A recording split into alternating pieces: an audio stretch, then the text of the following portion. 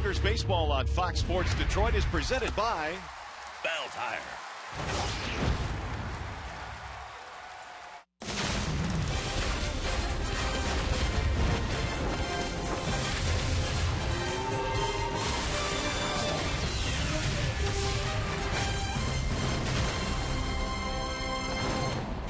Tonight, the Tigers' 6-game road trip comes to a close on another hot, steamy night here in Kansas City. Welcome to Kauffman Stadium. Third and final game in this series featuring the Detroit Tigers and the homestanding Kansas City Royals. Hi again, everyone. Welcome to Tigers Baseball. Mario and Pemba alongside Rod Allen. We are glad you are with us here tonight. The Tigers, of course, Rod, on the wrong end of a lopsided score last night. But as they say in baseball, there's always tomorrow and a chance for the Tigers to win a series against a pretty good team. And winning series right here at Kauffman Stadium has not been easy. In the last 18 games here for the Royals, they've won 14 of those. If the Tigers are going to win this game tonight, they've got to shut the Royals down in the very first inning. This Royals team, they have outscored the opposition by a boatload the entire season. So that's something I'll watch for. Shut them down in the very first inning. They also have to continue to get to Edinson Volquez, who's made a couple of starts against the Tigers this year. And really, the Tigers have put together some pretty good bats against him. You know, go figure. He's probably been their most consistent pitcher overall this season. 12 wins, 7 losses. I know Johnny Cueto's here now. He's pitched well. Ventura really pitched well last night. But the Tigers, they've had Volquez's numbers. When they saw him last on August 12th, 6 runs on 8 hits. And look at the approach here of every single guy. Very short, very quick. Most guys just trying to drive the ball right back up the middle or the opposite way. And they were able to knock him out of that game. So the Tigers need to continue to build on exactly what they did against Volquez on that particular night, knowing that Volquez is going to make some adjustments here this evening. All right, now how about Matt Boyd? He will get the start for the Tigers here tonight. His first 2 starts in the major leagues with Detroit came against his KC team. Numbers were pretty good. Well, 1-1 record overall against the Kansas City Royals this year with a 2.92 ERA. 8 strikeouts, only 1 walk. That's going to be crucial for him again here tonight, not to walk anybody, and hopefully he can slow down some of the left-handed bats, and then he can kind of shut down the right-handers as well. All right, now Matt Boyd right now has about 150 total innings this year. The Tigers certainly want to keep an eye on that. I'd like to get him maybe to 170, 175, so we're starting to approach that. I had a real nice conversation with Jeff Jones yesterday, and Jonesy told me that he's going to leave it up to Boyd. Boyd says he feels fine right now. He says he still feels strong, even though he's pitched longer this year than he's ever pitched in his minor or major league career. So they're going to kind of leave it up to him and see if he continues to pitch well. They'll continue to run him out there the remainder of the season. All right, stay with us. Game 3 just minutes away. After a short break, we send you back to the Call Sam Studios. Check in with Justin White. Temperature was not the only thing that was hot here last night. Tempers were flaring as well. Tigers Royals coming up next.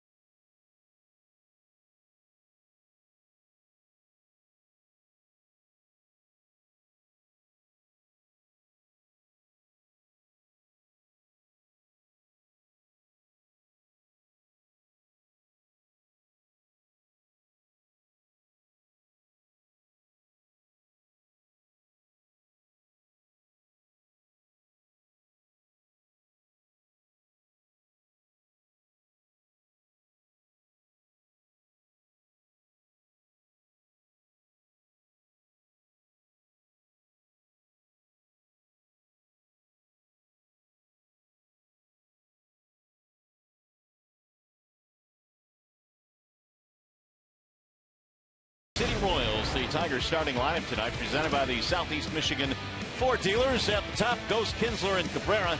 Making good numbers here at Kauffman Stadium. J.D. Martinez, Victor Martinez, Nick Castellanos. Bottom three tonight of Tyler Collins, James McCann, and Jose Iglesias. They're facing the right-handed offerings of Edinson Volquez. Volquez probably has been their most consistent starter this season. In 27 starts, he's won 12 games. He's got a fastball that gets up to 97, average heater right around 94. He's got a plus-plus changeup, and he also features a knuckle curve that goes 12-6. All right, the Royals won 12-1 last night. We'll see if the Tigers bounce back here tonight as Ghost stands in and offers a bunt. He pulled it back in time. 1 ball, no strikes. Ghost, Kinsler, Cabrera. Anthony batting .253. Tripled in the ball game last night. And he takes a ball that squirts all the way to the backstop. 2-0. Anthony Ghost, good numbers against Volquez, although very small sampling. He is 3 for 6, which is a .500 batting average. 87 degrees our game time temperature tonight. Was 89 last night, so a couple of hot, humid evenings here in KC. And Volquez throws a strike on the outer edge. Said the weather's warm back in the Motor City, too. That's what I hear in the 90s. Mm-hmm.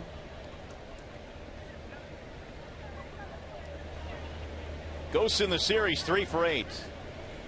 Here's the 2-1 pitch. Lifted high in the air down the right field line. That ball is hit well, and that ball is going to go. It is out of here. A home run for Anthony Ghost. Well, we told you he had good numbers against Volquez. Obviously, he sees the ball very well against Edinson. He hit that ball way out of here over their bullpen. He did clear the bullpen. A career-high 5th for Anthony Ghost. That's a 93 two-seam fastball that tails right into the happy zone of Anthony Ghost. And as soon as he connected with the baseball, he knew it was gone.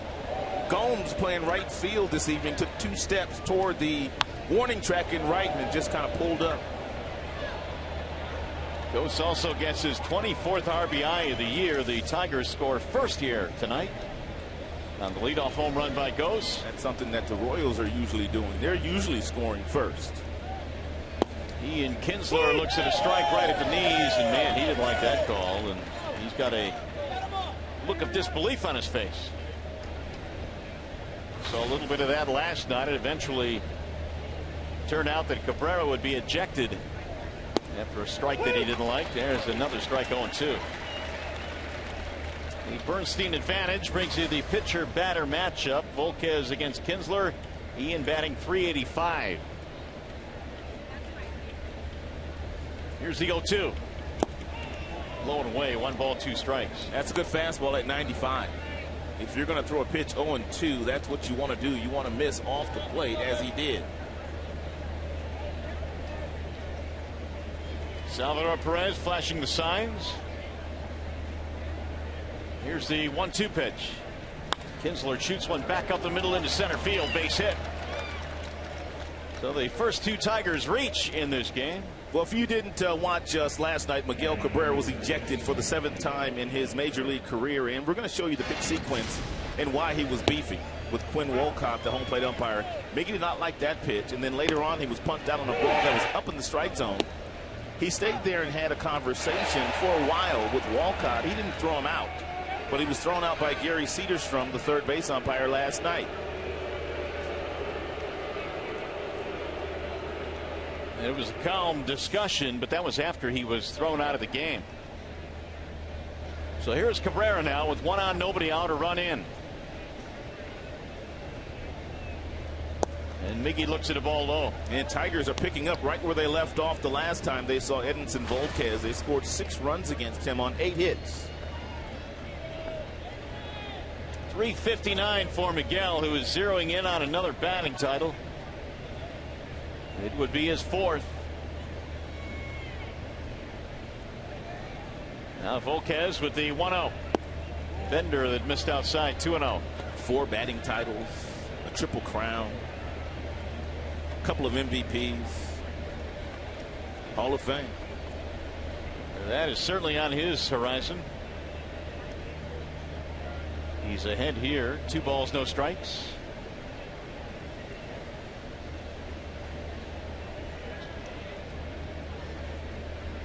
Now Volquez with the 2-0. That breaking ball spins in for a strike. That's a good pitch. That's his knuckle curve. Knowing that Miguel is sitting on a fastball at about 93 to 95, he pulled the string on Miguel and he landed that ball softly in the glove of the catcher Salvador Perez.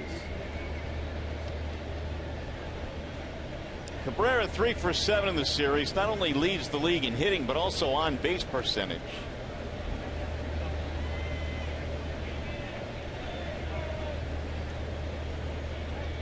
Here's the 2-1. Outside, 3 balls, 1 strike. Not a very crisp start to this evening for Edinson Volquez. By the way, that home run by Ghost, 424 feet. He got all of it. That ball went as far as the ball that Lorenzo Cain hit last night. Sure did. I'm sure the warm weather has a little bit of something to do with it. I won't tell Ghost that. No, I'm thinking the same thing. There's another ball rocketed back up the middle. Oh, Lord, get the merryman off the infield. It's another sharp single to center. Oh, Volquez is lucky this ball did not hit him. And Mickey saw 5 pitches from Volquez, and on the 5th pitch, he whistled one right back through the middle. And I'm still trying to figure out how that ball did not hit Volquez. Will be the 4th hit in the series for Cabrera. There are 2 on now with nobody out. And this potentially has the makings of a very big inning.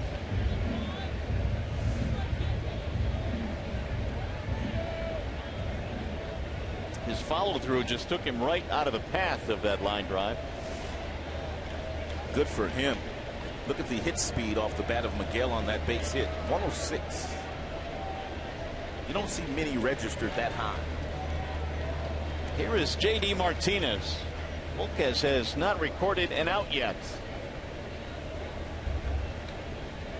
J.D. fouls it back 0-1. This is where Volquez has been really good, though, overall all season. The batting average against him with runners in scoring position is under 200. So Tigers need to continue to put the pressure on him now that they've got some runners out there in scoring position. Don't let him off the hook. He is their team leader in wins, innings pitched, and strikeouts this year.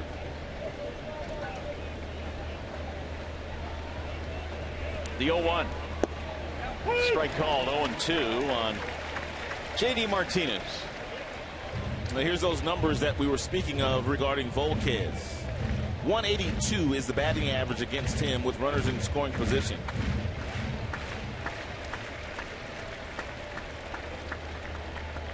J.D. 2 out of 7 in the series. Modest 3-game hitting streak going now for the Tigers right fielder.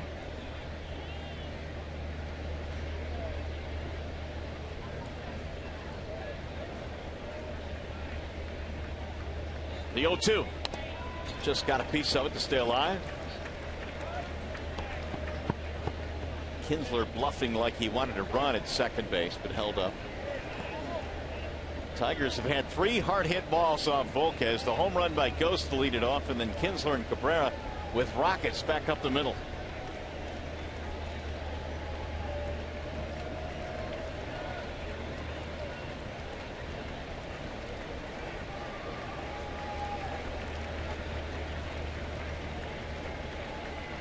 And again the 0-2. Fouled away. And J.D. Martinez has gotten himself a couple of those knuckle curves from Volquez, and he's hung both of those. And J.D.'s had a couple of really good swings at it, but he's fouled them both back. Here's that breaking ball sitting on a tee for J.D.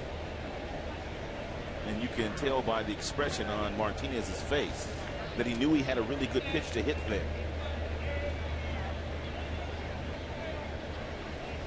Volquez making his team high 28th start in this ball game tonight. Now J.D. will step out. Volquez snapped a 3-start winless streak with a victory in his last outing. But the 12 wins leads the team.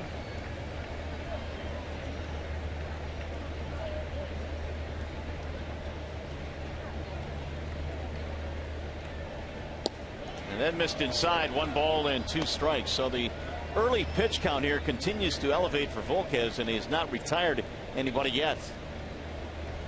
It's 18.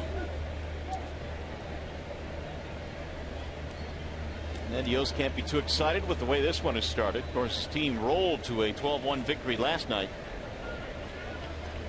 Here's the 1-2. 2-2 on JD Martinez. Victor Martinez waiting on deck.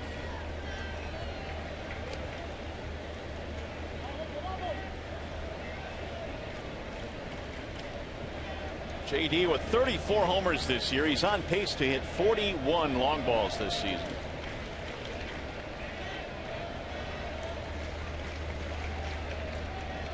Here's the 2-2.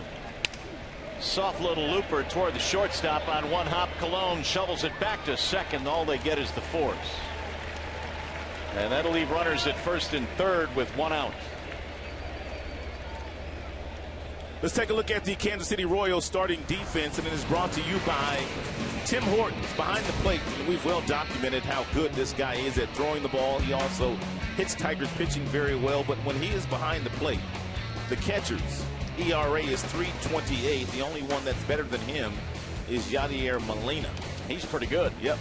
And he plays for the St. Louis Cardinals, so they keep it in Missouri. Two real good catchers in the state of Missouri.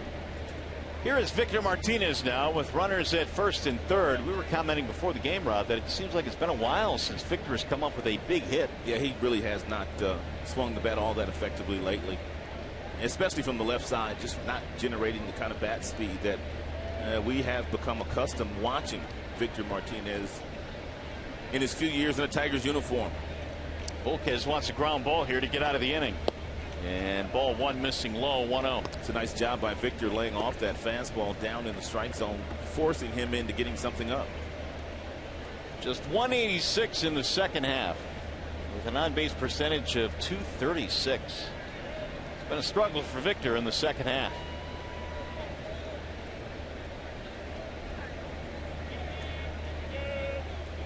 Here's the 1-0. That's in there. 1 ball, 1 strike.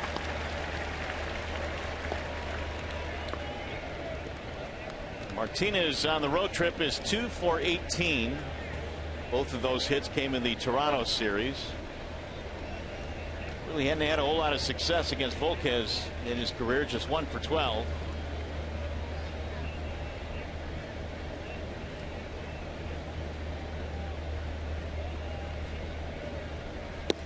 And that sails outside. Fastball to 95 that missed 2-1.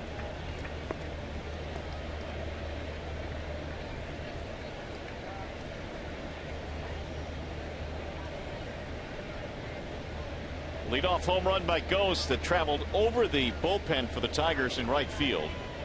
Then singles by Kinsler and Cabrera.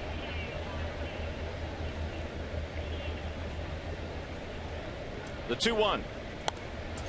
2-2 now on Martinez.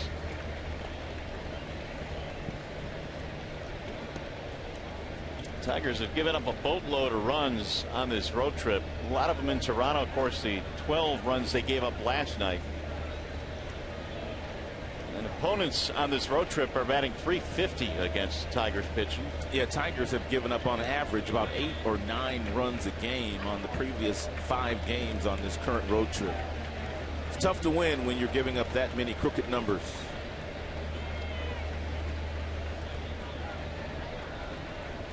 Now the 2-2. Lifted foul back out of play.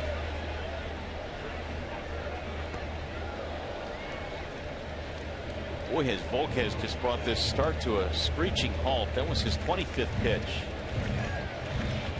But he has been extremely slow on the mound here with the base runners.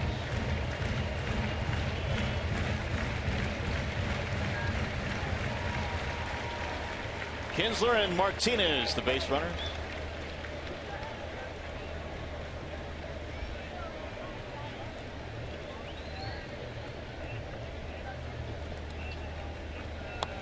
And he nubbed it foul as Victor just gets a piece to stay alive. Volquez on his way, it appears, to a 30 pitch and maybe beyond first inning.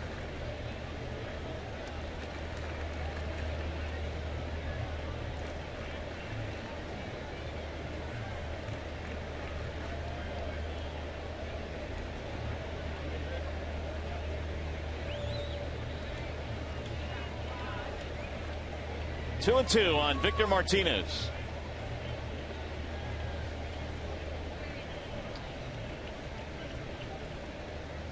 Missed inside. 3 balls, 2 strikes. Well, you wonder what Brad's thinking here. You've got 1 out. You've got Victor sitting in a 3-2 count. Does he dare start the runner from first base? I'm sure that's exactly what he's talking to his bench coach about right now, Gene Lamont. I think if it's last year, he's more apt to start him with the year that Victor had last season. They want to stay out of a double play. Victor has hit into a lot of double plays, but we'll see what Brad's thinking. Runner goes, and a ground ball foul. So Victor still alive. 3-2 the count as the pitch count continues to elevate. An 8-pitch at bat here for Victor. Even though Victor is struggling right now, and we put up his second half numbers, the one thing that he doesn't do, he does not strike out all that often. He does put the ball in play, and I think at least on that last pitch from Volquez to Martinez, the reason why Martinez started off towards second base is the fact that Victor usually puts the ball in play. Volquez this year has done some of his best work right here at home. 7-3 with a 2.94 at Kauffman Stadium. This has been a very sluggish start for him. Runner goes again. 3-2, swing and a miss, and no throw by Salvador Perez. So the strikeout of Victor Martinez, the second out. That's a really nice job by J.D. Martinez, because when you are given the green light in a 3-2 count and the hitter strikes out, you want to give yourself the best opportunity to steal the base, and he did that by getting a really good jump. He was also aided in the fact that that was a changeup. So nice job by J.D. Martinez to get a good enough jump that Perez didn't throw the ball to second. That will leave runners at second and third. Here's Nick Castellanos. First strikeout of the ball game for Volquez, but it took him 9 pitches to retire. Mr. Martinez. And now that base hit with J.D. stealing second will get you 2 runs. 2 more runs here in the first. Here's the strike call. Heavy dose of breaking balls to the right-handed batters when runners are in scoring position from Volquez. He loves that knuckle curve in these situations. Nick, 323 with men in scoring position this year.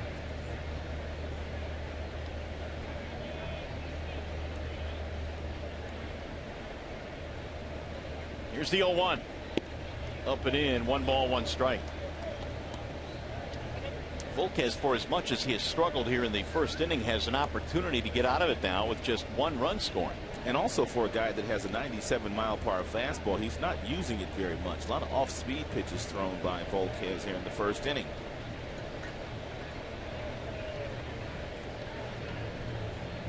Castellanos is 1 for 7 in the series. Been driving in some runs lately, though, 12 of them in his last 15 games. Breaking ball is cute fair inside the bag at first base. This will get a couple of runs in. Castellanos on his way to second, and he will pull in with a 2-run double. He hit it the other way, and it's 3-0 Tigers.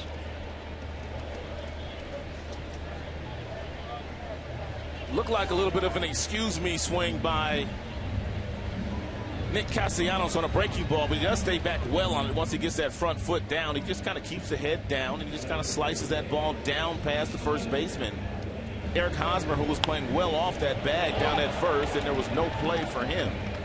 Tigers in business here in the first. So the Tigers able to get 2 more in the clutch 2-out hit. And Volquez, well, it's been a long first inning. Dave Island comes out to have a chat with him and slow things down a bit, give him a breather as Collins steps in.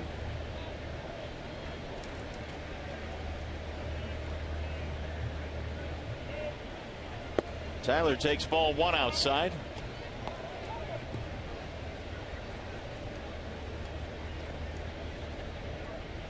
Collins 3 for 7 in the series, couple of doubles.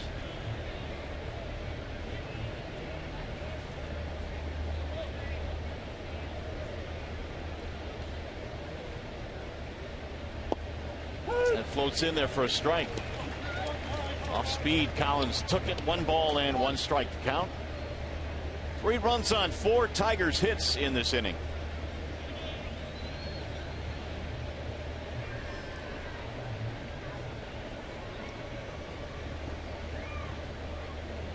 Here's the 1-1. Swing and a miss. Fastball they threw right by Collins. 1-2 on Tyler. This is the 7th man at bat here in the first inning.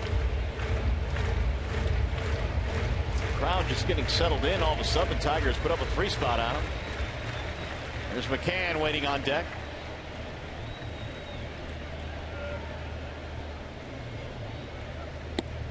He laid off. 2-2. Volquez's whole body language just seems slow and sluggish and just not good. Yeah, it's kind of amazing because we put up a stat that kind of told us that when he gets himself into these situations, he's at his best. And the batting average is 182 against him when runners are in scoring position. But for whatever reason today, he is struggling.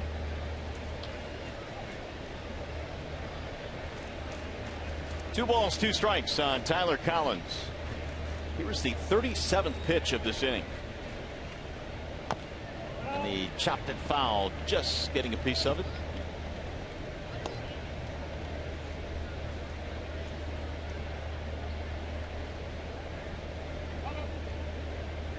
Volquez signed a 2-year deal in December after spending the season with the Pirates. Meanwhile, Boyd has 3 runs to work with and still waiting to take the mound. And he got him strike 3, and finally Volquez able to get out of the inning. A couple of strikeouts. However, the Tigers strike first in this one. Anthony Ghost leads it off with a long home run. And then Castellanos plays 2 more. 3-0 Tigers.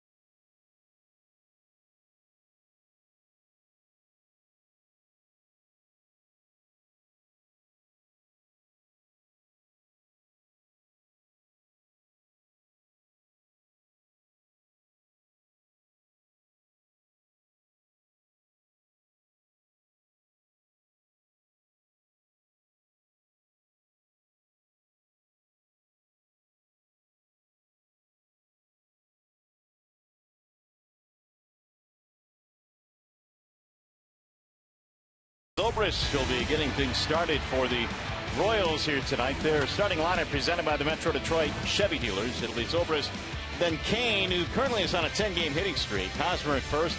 Morales, Gomes, and Gordon in the middle of their lineup. Alex back in there tonight playing left field. And then Perez, Cuthbert, and Christian Colon rounding it out.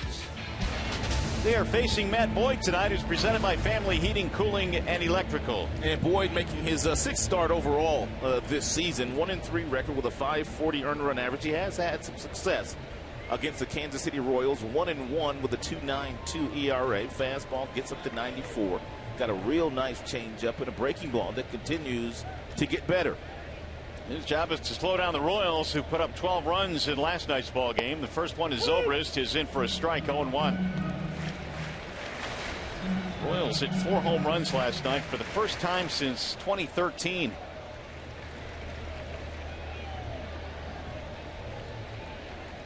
The 0-1 to Zobrist is inside. 1 ball, 1 strike.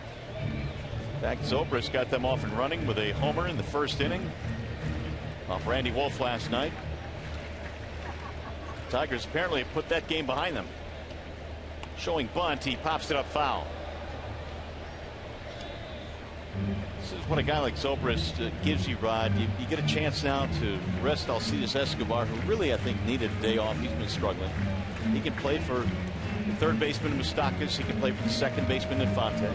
He can also play all three outfield positions. He can play some first base. Super utility player, definition of Ben Zobrist. And he hits too. I mean, it's one thing. There's some guys in the American League or in the big leagues because they have a good glove, or in the National League because they have a good glove.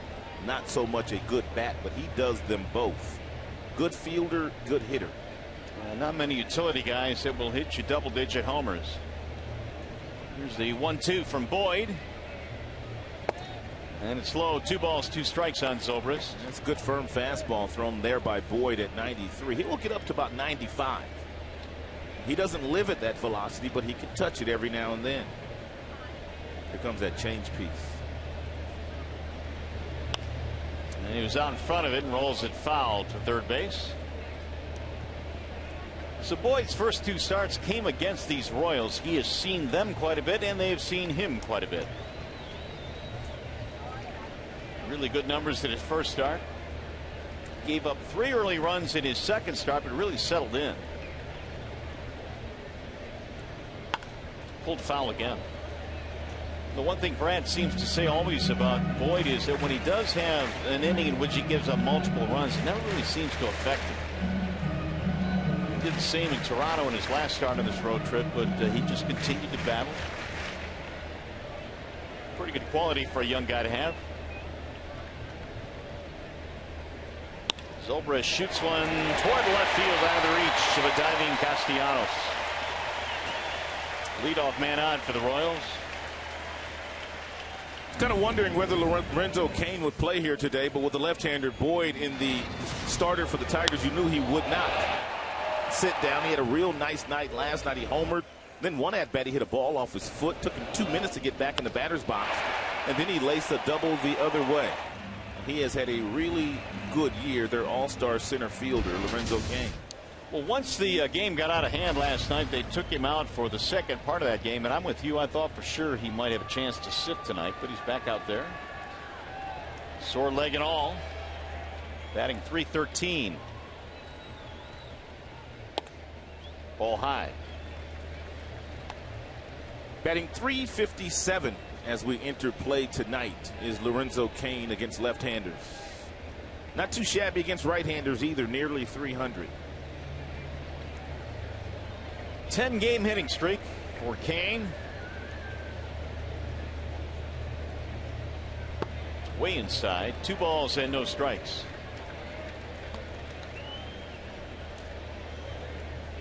It's the one thing they have done to Lorenzo Cain quite a bit in the series. Verlander started it out a couple of days ago. And pitching aggressively inside. Randy Wolf, well, he just wasn't all that successful last night, but you see Boyd trying to accomplish that as well by making Cain move his feet. Big swing there by Cain. He takes a huge swing, doesn't he? He's not bashful.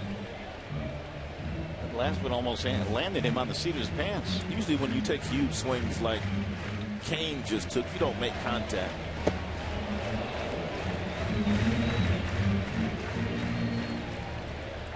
Cain 3 for 8 in the series. Homer, 3 RBIs.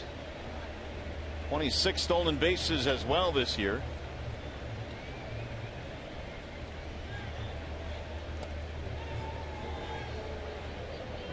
For as well as Lorenzo Cain runs, he does not get out of the batter's box all that fast, and the reason for that is that huge swing that we just showed you. And therefore, if Boyd can make a pitch here, he can get himself a double play. Cain has hit into 16 of those already this year.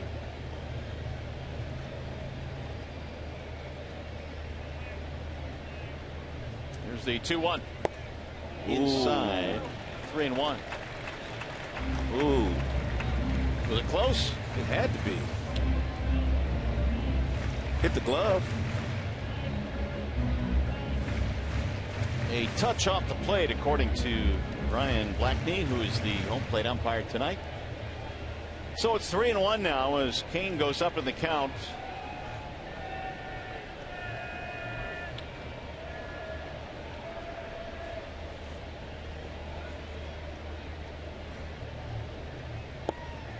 He'll take a strike. Kane was on his way to first, but he's called back. Full count. It's a 3-1 changeup here thrown to Kane. And it's not necessarily where the ball is caught by McCann, but it's where it crosses the plate. Obviously, when McCann caught that ball, it looked low, but it was a lot higher than that before it got to his glove.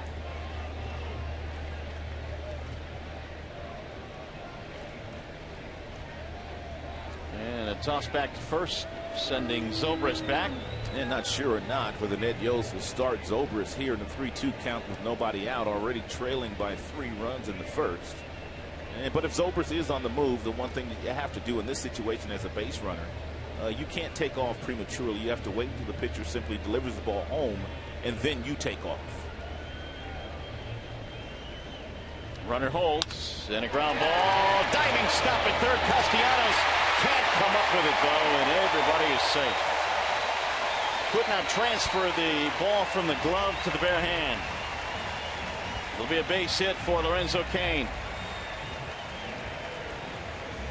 When that ball left Kane's bat, I thought for sure it was headed into left field. Then here comes Castellanos with 1 step and a dive. But Nick just could not finish the play.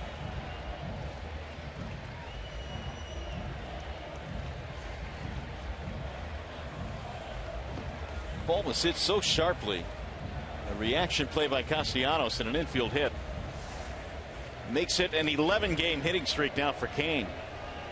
2 on, nobody out. The more pressing issue here is now that Boyd has to face the middle of the lineup. Eric Hosmer batting .309.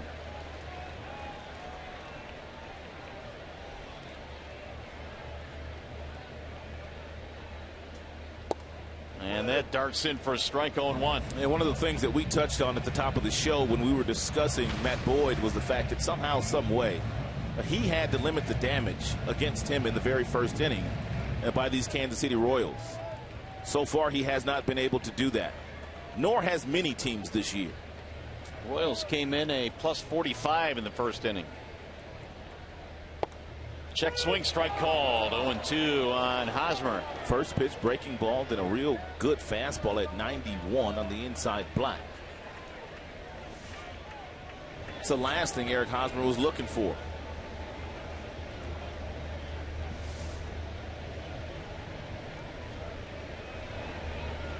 .77 RBIs this year for Hosmer.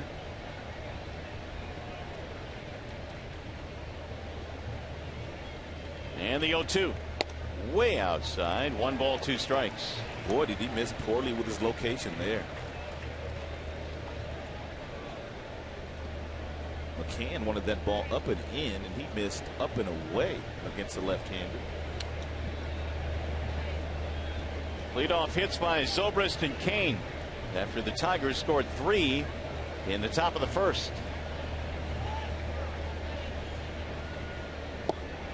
Ooh, that one missed. 2 balls, 2 strikes.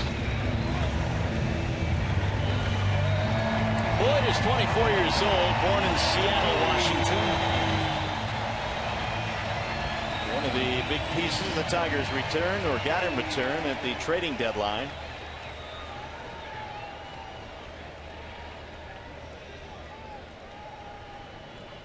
And the 2-2 outside. Now he's gone full on Hosmer. 3-2.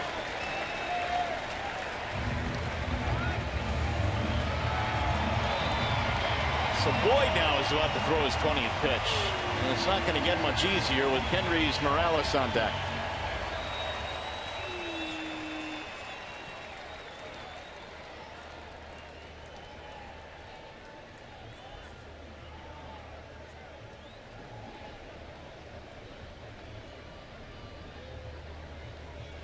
Now the full count pitch. He walked him. Ball 4, loads the bases. A very quick and early chat from Jeff Jones.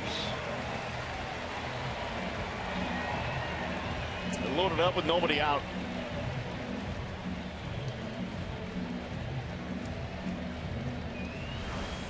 And while we have a second, let's set the Tigers defensive alignment for you. It is brought to you by Beaumont Health. Collins, Ghost, Martinez in the outfield. Iglesias, Kinsler up the middle.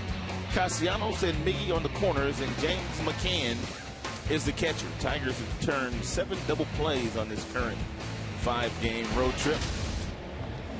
Well, this has been a tough matchup for Boyd here. Kenrys Morales is 4 for 6 against Boyd this year. And they've got the tying runs on the bases, nobody out. Been a big year for Morales. 94 RBIs this season.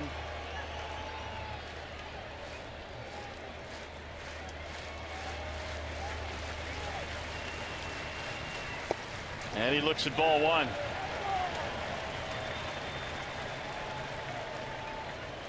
Kenrys has a couple of grand slams in his career. 2 out of 9 this season with the bags full. The .362 career is awfully good.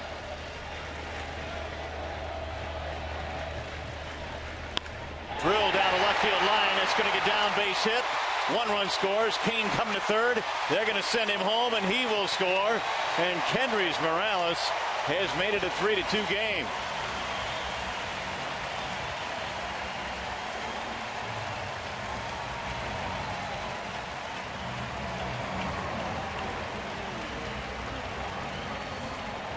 It's a changeup thrown by Boyd that stays right over the heart of the plate and ripped down in the left field corner by Morales. And by the time that Collins gets over to get it, the speedy Lorenzo Cain, who got a great break off second base, able to come home and score the second run of the inning for the Royals. So just like that, the Royals back in it with a 2 spot here. Still nobody out. And Johnny Gomes stands in. And he looks at a strike on the inside part of the plate. Gomes acquired just a couple of days ago from the Atlanta Braves. Had a big double in last night's game. He also walked in his first start as a Kansas City Royal.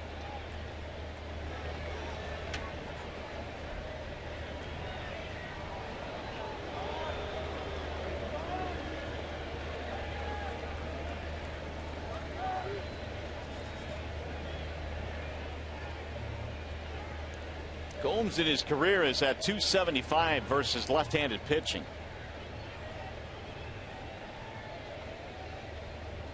Here's the 0-1. That'll miss. 1 ball, 1 strike. So now Boyd's pitch count is getting sky high as well after a single walk, 2-run single. It's not going to be long before Brad Ausmus, because of the youth of Boyd and the fact that they're going to watch him very closely in the month of September, they're going to have to get somebody up in that bullpen. Now the 1-1. Line foul. Third base side.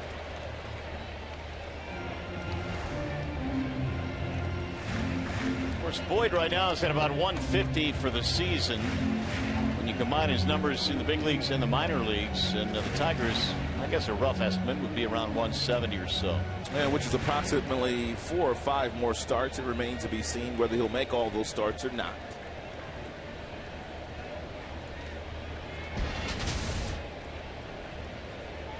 One and 2 on Gomes.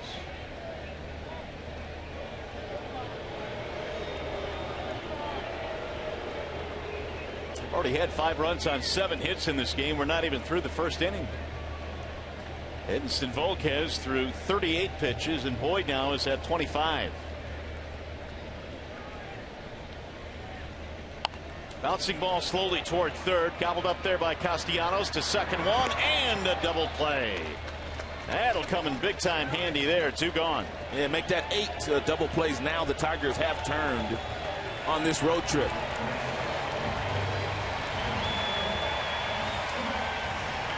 And Gomes doesn't run well, so once Castellanos gets the ball to Kinsler, Kinsler drops down to a sidearm angle and to make sure that Kenrys Morales gets down. So with 2 outs now, the tying run is at third base, and that'll bring up Alex Gordon.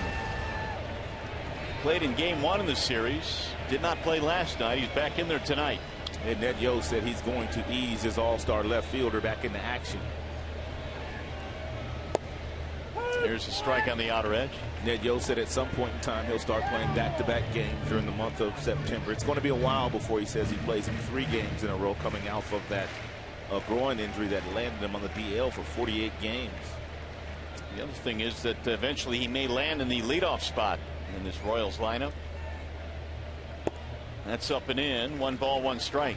You think they'll take him and put him ahead of Escobar? I don't know. That's Ned Yost is saying. Is he? Yeah, he's thinking about it. He hasn't really made up his mind. He said, I'm not going to make up my mind until I know that he can handle the workload to begin with.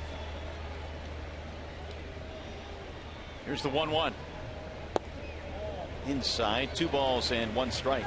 Well, I guess Yost is not down on Escobar, but Escobar not performing very well. But when they moved Escobar to that #1 spot last year, their entire team took off. No doubt. I'll see this, though, hitting just over 200 in the second half. There's a 2-1 pitch. Outside, 3-1. So the Royals now have scored 93 first-inning runs. With their 2 in this game. And Gordon's sitting in a pretty good count here, 3-1.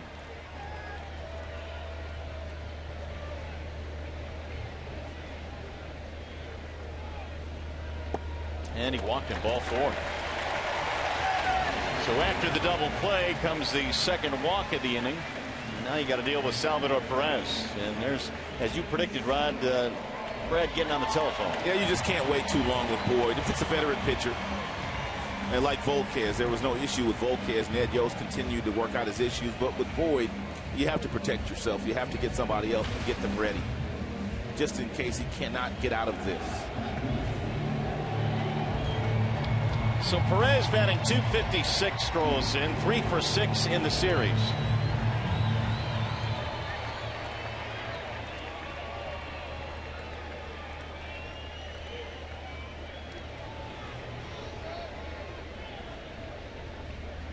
And Perez looks at a strike right down the middle. 95-mile-an-hour fastball there from Boyd.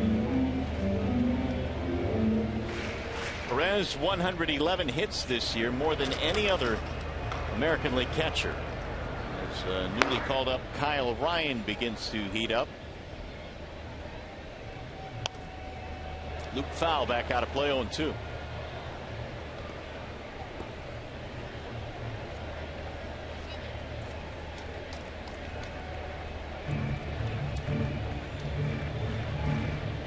So Boyd now has thrown 33.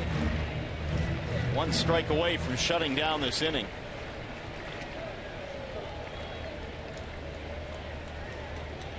And the 0-2. Ball was up and he fouled it straight back.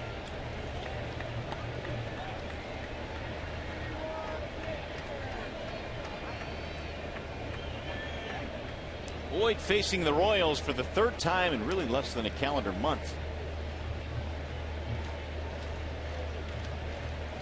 And it's been a long first inning. Again, the 0-2. Ooh, way up and in. 1 ball, 2 strikes.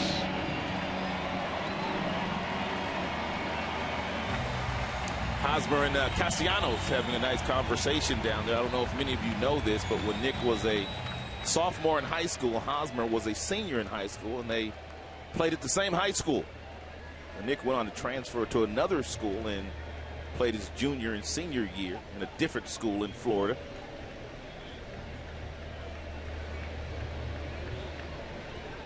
For 1-2. Yank foul. Look out. 1-2 the count stays, so they both go on to become #1 picks or first-round picks. And as rumor would have it, Dayton Moore, who is now the general manager here, went down to Florida to watch Hosmer because Hosmer was a senior. And it was Castellanos that hit a couple of home runs in that game. Hosmer also was a closer in high school. He had a 94, 95-mile-per-hour fastball.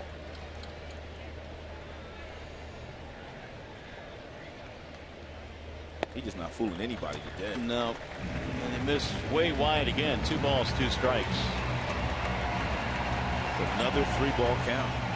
And a 37-pitch first inning here for Boyd. It has been a struggle really for both starters.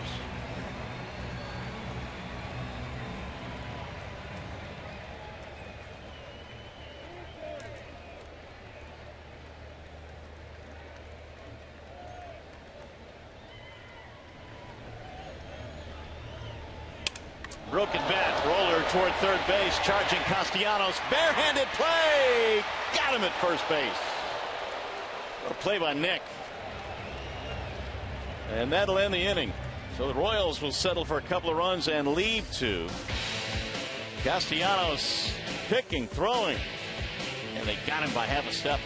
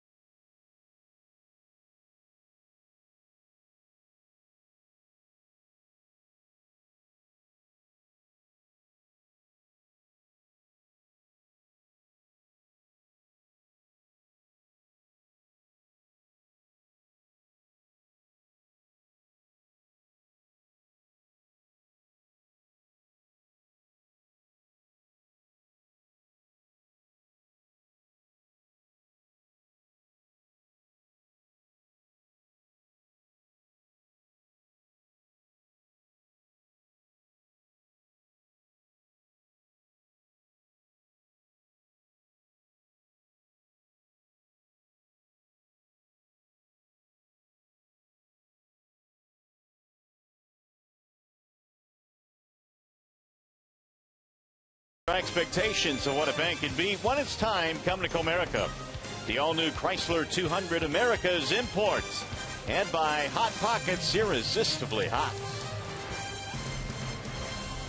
We're in Kansas City tonight, final game in this 3-game series, and boy, it took a while to get through that first inning. How about 46 minutes? 76 combined pitches thrown by Volquez and Boyd. Well, Volquez, after throwing 38, had a nice long rest, and now he's back to work. And it's in there for a strike on James McCann. He'll be followed by Jose Iglesias and Anthony Gose. And we'll see if Volquez throws more fastballs in this inning. Heavy dose of off-speed stuff in the first, and it didn't work out very well for him. Ball inside, 1-1 on McCann.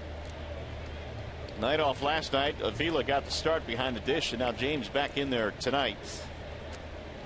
Average has suffered a bit here in the second half, only 228 following the All-Star break. He'll send a ground ball left side, cut off at third by Cuthbert. He made a couple of really nice plays last night. He also got it done with the bat in last night's game. Playing for Mike Moustakas. He's been hampered by a mild hamstring problem. Here's Jose Iglesias.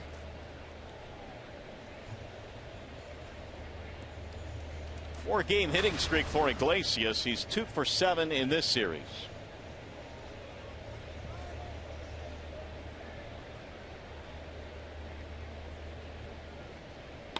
And he'll shoot this one in the air on a line straight at Kane. 2 up, 2 down. So Volquez now has a chance to get his pitch count back in order.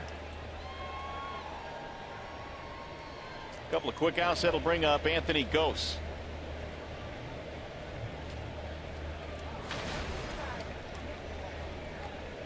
And Gose got it started for the Tigers in the very first inning. He got himself a two-seam fastball at about 93, and he drilled it. over the Tigers bullpen. It traveled 420 feet. Fifth home run of the year for Ghost. Didn't he hit one against Kluber earlier this year to lead off the game? He did.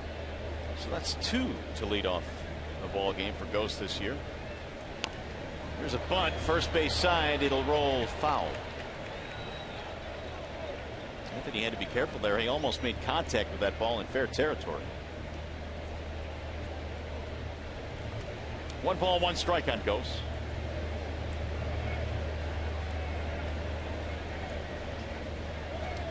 Well, there you have it. Anthony getting more playing time this year than at any point in his career. He already has a career high 5 home runs now. 4 of them on the road, which probably should not or should make a lot of sense based on the fact that Comerica Park, not a very home run friendly park. Second home run of the road trip for Anthony. He homered against R.A. Dickey in that Toronto series.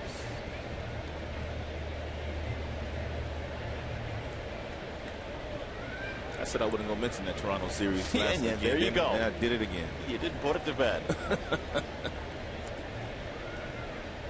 2 balls, 1 strike.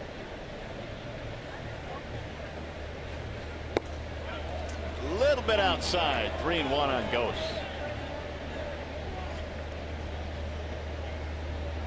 Kinsler would bat next should Anthony reach.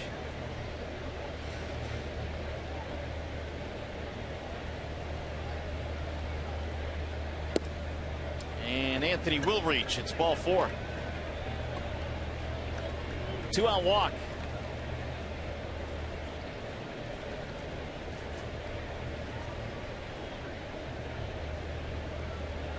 Just a reminder, as you enjoy a cold one, to look forward to Miller Time later in tonight's game, brought to you by Miller Lite. Here's Kinsler, who hit a rocket back up the middle in the first inning. Average at 306.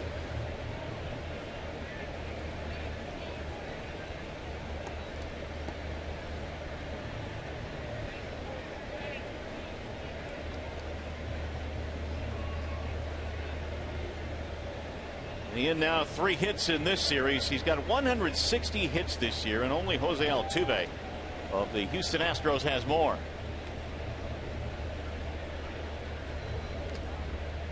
Ghost gets a look. He has 19 steals this year. Anthony, though, has been caught 10 times.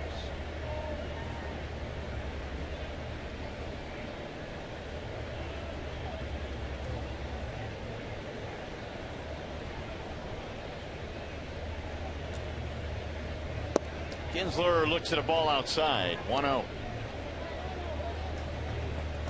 I would think, Rod, as well, the month of September is just as important for veteran pitchers on a team that is contending, because when you get to the postseason, the hottest guys are probably going to pitch. Yes, indeed, and especially a guy like Volquez, who has been their most consistent pitcher all year. We watched Johnny Cueto struggle against the Tigers a couple of days ago, and Cueto has struggled for the last 10 days or so. So it's very important for all of their starters to continue to produce and continue to pitch well, and so that there are no issues once they do get to postseason. Meanwhile, a guy like Ventura, the opposite, was struggling early, but now pitching his best baseball down the stretch. That stuff that Ventura was featuring last night is some of the best stuff that I've seen this year out of any right-hander, and we've seen some good right-handers. Seen the kid Cole in Pittsburgh. We've seen Arrieta in Chicago.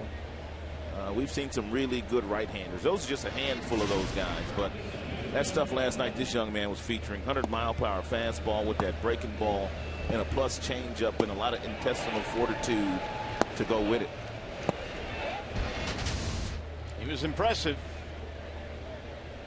Now the 2-0 runner goes. Pretty good jump too. Perez's throw is going to be high, not in time. Stolen base. Anthony Ghost stole that base on Volquez, the pitcher, which is usually the case. We've talked about Perez and his quick feet, even though he stands 6'5" and he weighs 250. But even him has to rush on this throw, and that front shoulder opens up too quick, and he can't get on top of that baseball. Therefore, it's Zobrist that has to jump up and prevent that ball from carrying into center field. So the Tigers have gone from 2 out, nobody on to a man in scoring position with Ian Kinsler up there. He had first 2 outs on 3 pitches. Here's the 2-1. Breaking ball nicely dropping in there, 2-2. Sooner or later, a Tiger or 2, when there is a runner in scoring position, they're going to sit on this knuckle curveball because he throws it a lot. And when there's runners on second and third. Heavy dose of breaking balls.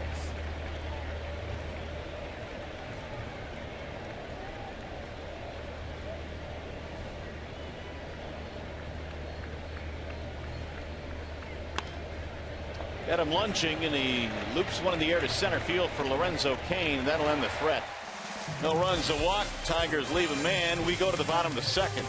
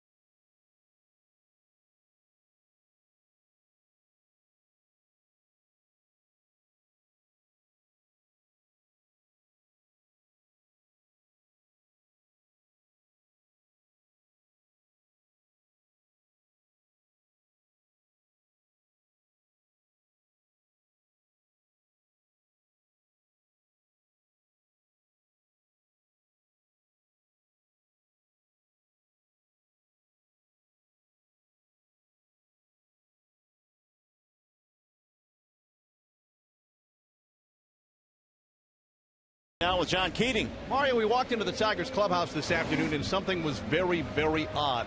The music was old school. I mean, they were listening to the OJs and the Ohio Players and the Funkadelics and Parliament. I kind of looked around and who was in charge of this. Turns out it was Andrew Romine. He was running one of those music services that you can find online. It was the Rick James channel, and of course we did hear Super Freak, and I asked Romine about it. This is kind of cool, old school, huh? He said we went to find the worst bad music that we could to just change up our luck. And I got to tell you, it kind of hurt my feelings a little bit. Well, yeah. Mine, too. That's not bad music, John. I beg to differ here. That's wrong. Well, it's right in our collective wheelhouses, but the players are just a tad younger than we are. I talked to Ian Kinsler when I walked into the clubhouse, and they were blasting that same music. And I said, are you in control of the music today? Because he's one of the older guys in the clubhouse. And he told me, no, it's Andrew Romine today. For the love of money, they were jamming OJ. That's right. Brad Osma said Romine wasn't even alive when that music was out, and we were listening to it and he called on it our bad 8 music. tracks. Nice. All right, Keith, thanks. You got it. Parliament. That's the first time I've heard Parliament in a long time. Funkadelic, all that stuff, man. Here's a drive to left and a base hit off the bat of Chesler Cuthbert. The leadoff man is on. Well, the Royals pick it up where they left off. And so is Cuthbert. He had a nice night last night, and he's off to a good start here this evening.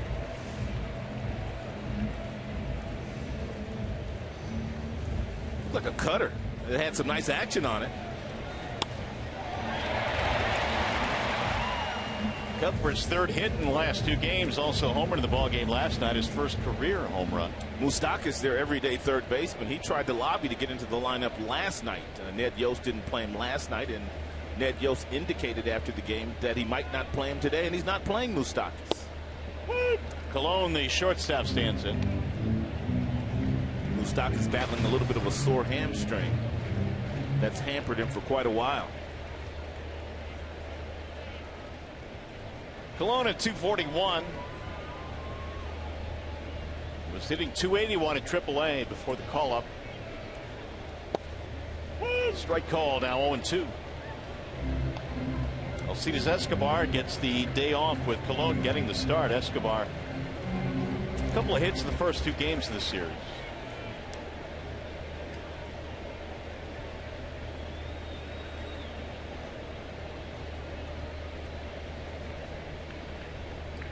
Now Boyd ready with the 0-2. And Colon shoots it back up the middle into center field. That's going to be a base hit. Holding at second is Cuthbert, and the Royals coming right back with singles from their 8 and 9 hitters.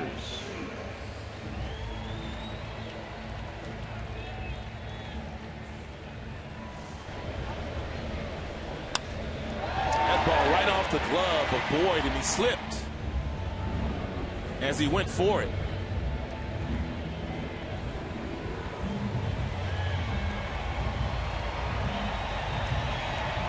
We'll bring up Ben Zobrist. It was a 38-pitch first inning as well for Boyd, and now 2 on, nobody out here in the second. Tigers had Kyle Ryan warming up in that first inning. Zobrist led off the first with a single.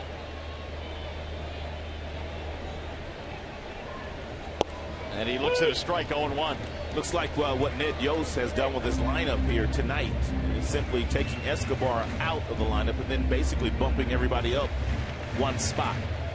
And Zobrist leading off for the first time since he put on the Kansas City uniform. And that came at the end of July.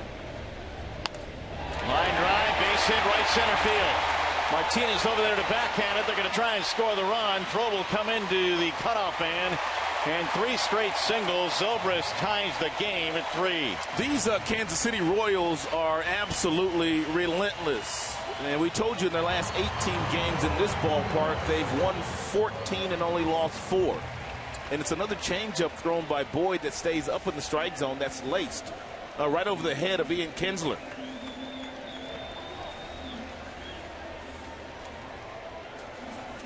Two more hits for Zobrist, who has been one of the better pickups at the trade deadline for any club.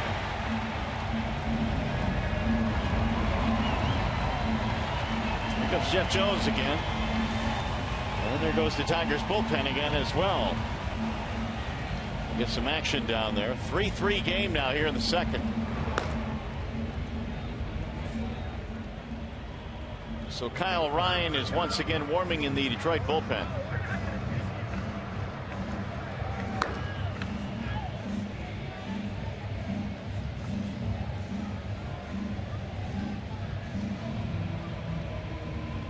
Lorenzo Cain will stand in with runners at first and third and nobody out.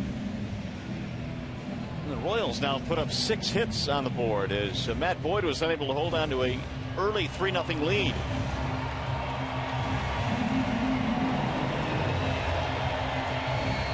Cain hit a bullet to third base his first time up, knocked down by Castellanos. It was an infield hit.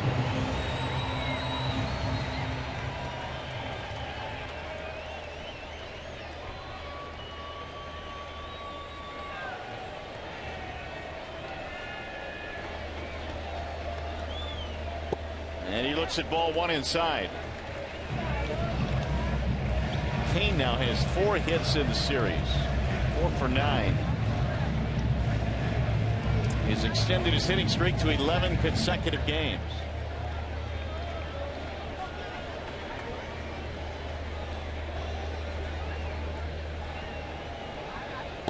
Way inside, 2 balls and no strikes.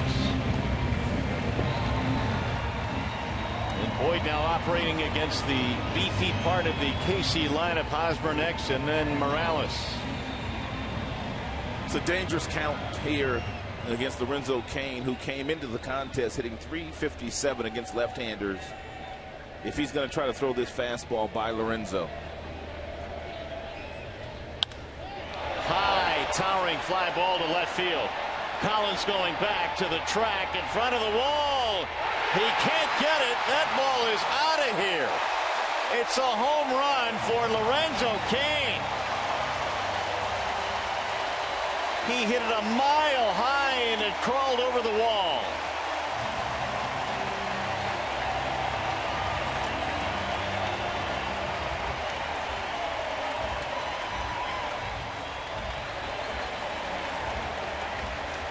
The numbers for Lorenzo Cain just continue to go up against left-handed pitching. That was a 2-0 fastball that you knew was going to be dangerous against Lorenzo, and he couldn't get it past him at 91 miles an hour.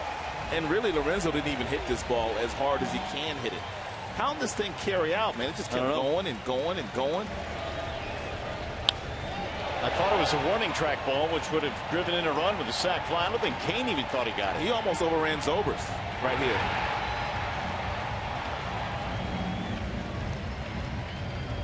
Collins went back to the wall, and it just was able to clear it into row one. So that's going to be it for Boyd. Tigers go to the bullpen in a wall side windows pitching change. Royals lead is 6-3.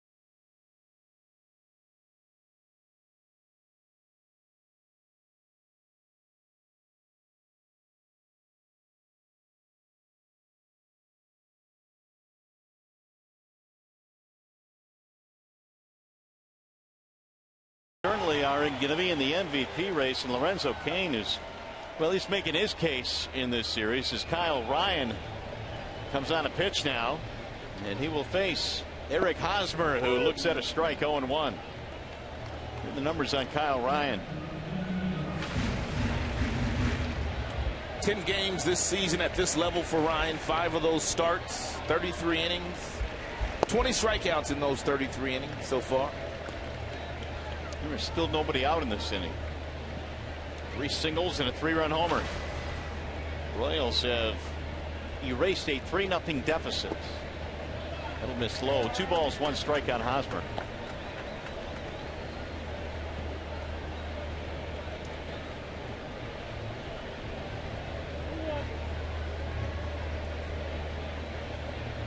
Here's the 2-1 pitch. Hosmer shoots it to left. Base hit.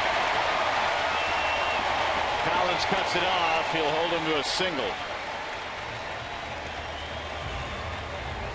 Here's some of the guys who we're talking about. We saw Donaldson earlier on this road trip, obviously with the Blue Jays. But Cain, man, he's making some noise. I think it's Donaldson's to lose. The way that he has played this year with 36 homers, 111 runs driven in. Obviously, Mike Trout's had a nice year. Cruz, Cain, and Keuchel's doing special things for the Astros. Don't sleep on Eric Hosmer either. Hosmer's had a special year himself. Still quite a few games to be played, but I'm with you on Donaldson. I think right now the front runner. Here's ball 1 to Kendrys Morales. This guy's had a special year, too. 17 home runs, 96 runs driven in. He could be on that list. He's going to drive in 100 this year for the first time since the only time he did it back in 09 with 108 RBIs with the Angels. There's a good pitch on the outer edge. 1-1. Over half of the runs that Morales has driven in this season have come after 2 are out. Disappointing night for Boyd after his team staked him to a 3-run lead in the very first inning.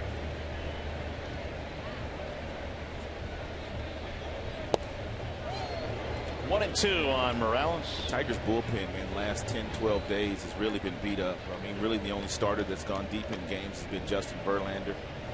Therefore, that bullpen, and Brad has had to dip into that bullpen a lot, and the numbers just aren't pretty. No, and he's been without Al Albuquerque, who's had a hip problem. He would be able to go tonight if needed. But they were short Albuquerque in the pen. There was a time where the Tigers had a Scherzer and a Price and a Sanchez and a Verlander in that rotation. And the bullpen just didn't come into play all that often because those guys were always going 6 and 7 on many nights, 8 innings the last 4 years. There were times you had to find innings for the bullpen. Here's the 2-2. Outside, 3 balls, 2 strikes. You got a weak stomach, close your eyes. Oh. An ERA just south of 10 on this road trip for the Tigers staff. Justin Verlander, the really lone exception. The chopper slowly toward third base. Castellanos, 1 play, and that's to get Kendrys Morales 1 out. We'll advance the runner. Hey, it's time now for you to tweet your strongest fan photo. Use hashtag Detroit Data Strong Fan. You just might see yourself in an upcoming broadcast brought to you by T-Mobile.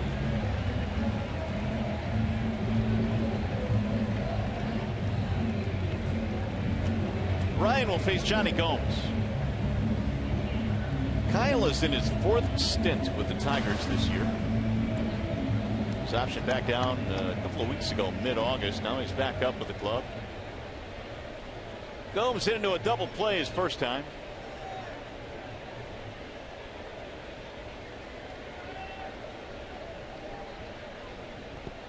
That'll bounce away from McCann and advance the runner.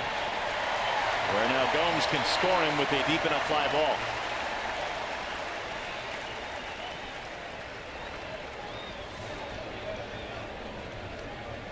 It's a breaking ball down that McCann got over and blocked, but it trickled off of the right hip about 4 or 5 feet to the right. That allowed Hosmer and to get over to third.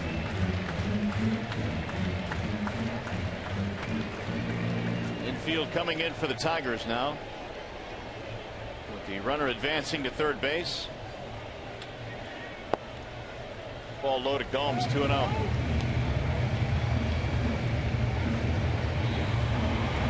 Johnny Gomes, a lot of postseason experience, so he will fit in nicely with the Royals. He won the World Series in 2013 with the Red Sox. Also pretty good numbers against left-handed pitching and for Gomes in his career.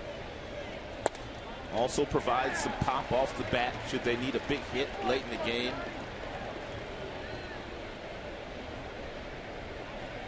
.275 career average for Gomes against left-handers, which is much better than his average against righties. He's gone to 3-0 in the count. Gordon on deck. That's in there, 3-1. Ryan replaces Matt Boyd here in the second. Boyd was unable to record an out in the second inning.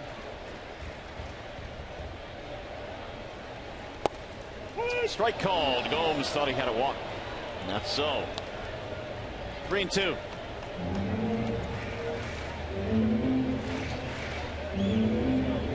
It's a good pitch.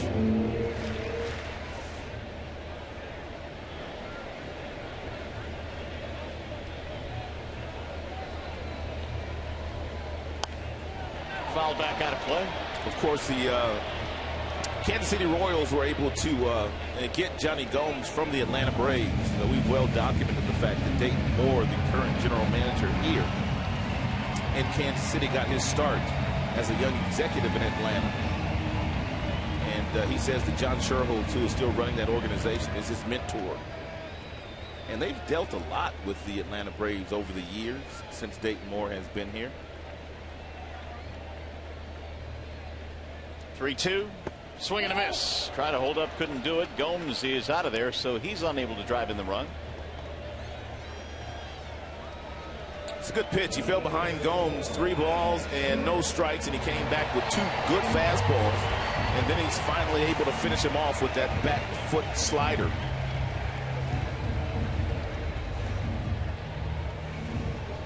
Here is Alex Gordon. He had a base on balls in the first inning.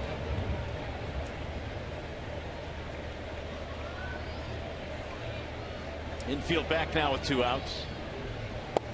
And Gordon looks at a strike. Ryan overall did not have a strong season down at Toledo. It was 4.9. His ERA was over 4, but his numbers in the month of August were awfully good, and that's why he is here right now. Has rolled to first, and that'll end the inning as Cabrera makes the play. But a big inning for the Royals. They score 4 to take the lead. Tigers baseball presented by Bell Tire.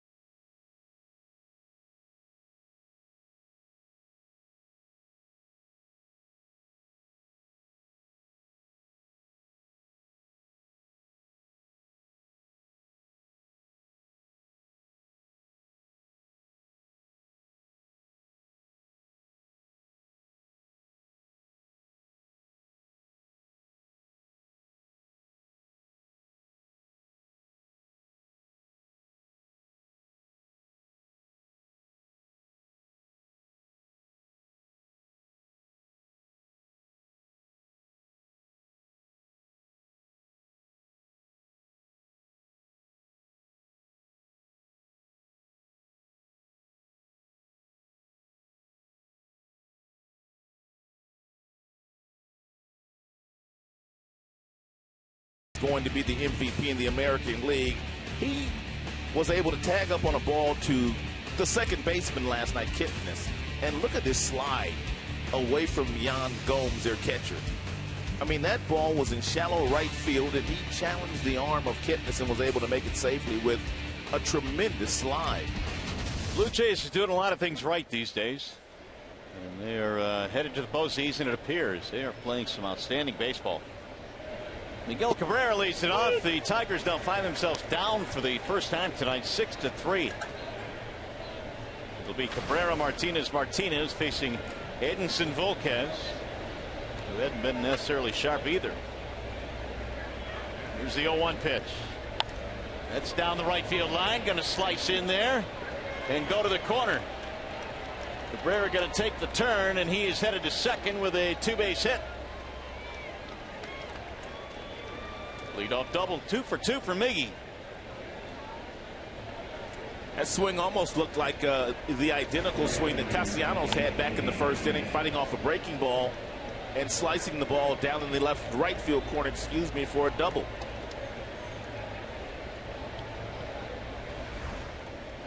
Well, you know you're going good when you have Pele tweeting you.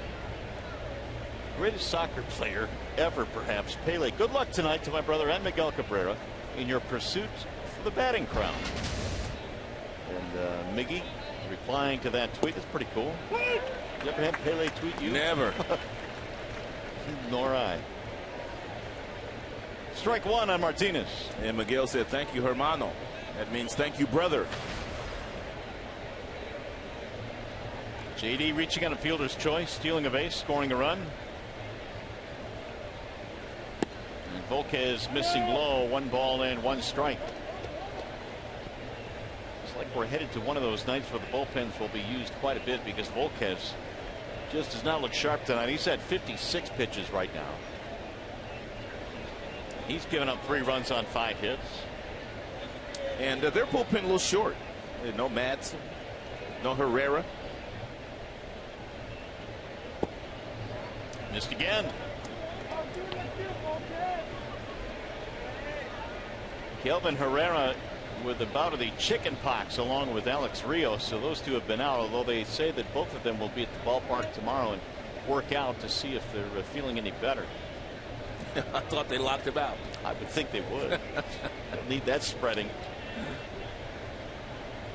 Here's the 2-1. 2-2 now on JD. JD has gotten a lot of those breaking balls from Volquez already today, and he has swung right through them.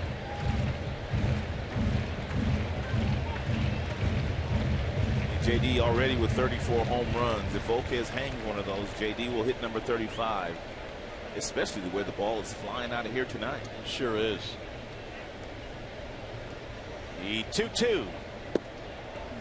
3-2 on JD Martinez.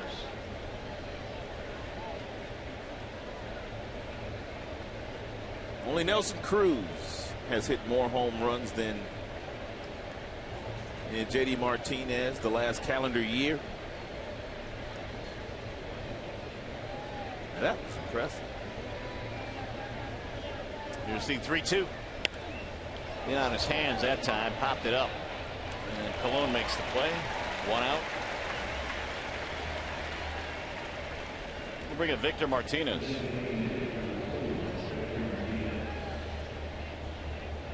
Victor struck out. It was back in the first inning, 0 for 1.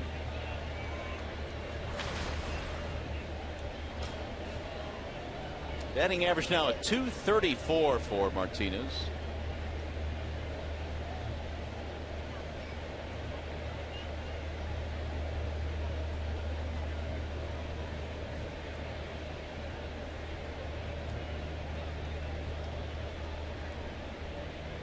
Swing and a miss, 0-1.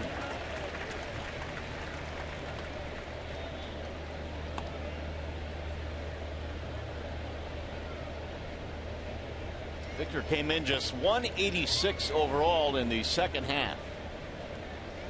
I showed you the numbers earlier. He really has struggled. His on-base percentage, .236. Un-Victor-like numbers. Bender stays high, and there was a time this year when Victor was on a pretty good tear, and it looked like the knee problems were behind him. Of course, he started the year, wasn't really 100%. It was right after he came off the disabled list. Yeah. He came back, and it was very encouraging to see Victor swing the bat the way that he was when he spent that time away from action, getting that knee healthy.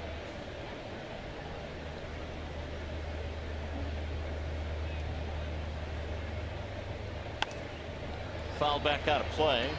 Heading back to the seats. 1-2 now on Martinez.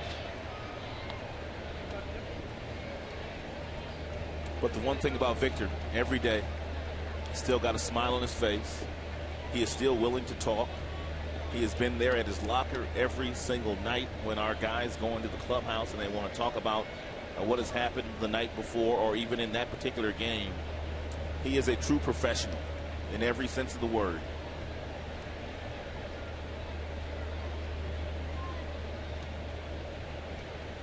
Now Volquez with the 1-2. Some guys, when they struggle, you can't find them. Here's the bouncing ball to short. Colon with the backhand has plenty of time and throws him out. Yeah, you might check the lunchroom or the training room. Places where we can't go. Hey, donate new or gently used baseball or softball equipment at Comerica Park. Gate Aid tomorrow through Sunday to support Gloves for Kids. All donations benefit youth sports leagues in Michigan. If you'd like more information, visit tigers.com/gloves for kids. A worthy endeavor. So with 2 outs, can Castellanos come through again, as he did in the first inning with 2 away? Nick had a 2-run double, took a breaking ball, slapped it just inside the bag at first. Yeah, we were talking about that double. The swing was almost identical to the swing that Miguel took, and he doubled down in the same right field corner. 65 RBIs for Castellanos, which will now put him just 1 shy of last year's total, his career high of 66. In fact, Nick has 14 driven in now in his last 16 games. They'll roll that one foul, 0-2.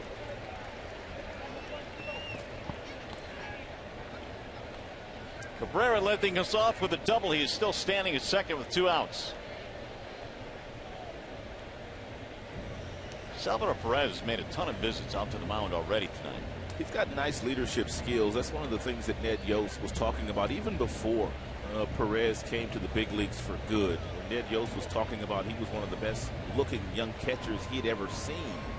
And when Ned Yost was on the Atlanta Braves coaching staff, they had Javi Lopez, who was a really good catcher. And Ned Yost said for him, he was even better than Javi Lopez.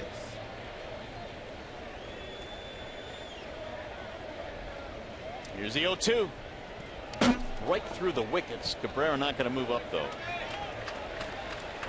I was really impressed with the way Perez handled the youngster Ventura last night, because when it seemed like Giordano was kind of getting ahead of himself, speeding things up, he would always go up to the mound and kind of get him refocused. And that's what good leaders do. And the Tigers have themselves a really good leader, too, in James McCann, who has those same type of intangibles. That ball got right through the 5-hole of Perez. You got to be careful when balls get past the catcher here, because they get back to the catcher in a hurry. It's the second time we've seen that here tonight. Yeah, you've got to get a good jump and decide quickly that you're going. Now Volquez with the 1-2. Soft line drive to right field, going to drop in, base hit. Cabrera coming to third, they're going to send him home. Here's the throw to the plate, not in time. Throw down to second, he's not in time. Castellanos gets it done again with 2 outs. His 3rd RBI of the night. 6-4 ball game. Well, sometimes it's better to be lucky than good. Another check swing by Castellanos, pulling the hands very close to the body and just lofting that ball over the first baseman Hosmer's head. He didn't hit it very hard, which meant Zobrist was able to get over from his second base position and field the ball, and then he threw home, and that allowed Castellanos to get in a scoring position. Good hustle by Nick. Here's Tyler Collins. Ball 1. Looks like it's going to be one of those kind of nights tonight. It already is. That is 4 runs on 6 hits now for the Tigers. 6 on 8 hits for Kansas City. Here's the 1-0. Collins thought it was a touch high. Not to mention, real nice gesture by Kansas City to play a night game here on getaway day. And by real nice, you mean not so nice. No, not so nice. We'll get us back into the Motor City around 3. We were supposed to get there at 3. Well, that's a good point, because the time of the game right now is on pace for about 5 hours, it appears.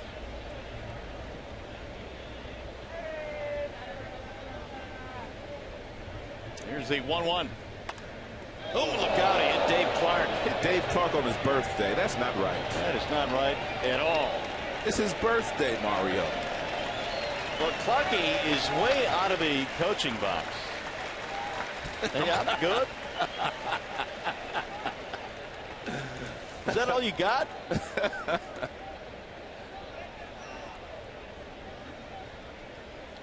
Look where he is, though. I mean, he couldn't move. For those of you wondering why the third base coach stands where Dave Clark stands, it's because it gives him a really good look. On a base hit. Like that. Into right field. Castellanos will come in to score. Collins headed to second. He'll make it easily standing up, and it's 6-5. Gives him a really good look at all the outfielders to where he can really stop that base runner coming from second to third if the outfielders get there in a hurry. So he buys himself more time by coming way down that third baseline. Tigers not going quietly here tonight. It's another changeup there thrown to Collins, and that's one thing Volquez does do a lot to the left-handed batters, especially with 2 strikes. Lots of changeups. So a couple of 2-out hits, Castellanos and Collins. It's a 1-run game now, and Volquez was given a 3-run lead, but he's about to give it all back. Here is James McCann. Collins now has 3 doubles in this series. He had 2 of them in game 1.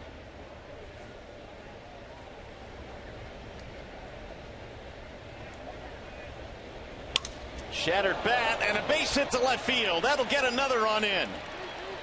The Tigers have come back to tie this game. It is 6-6 on a broken bat single by McCann.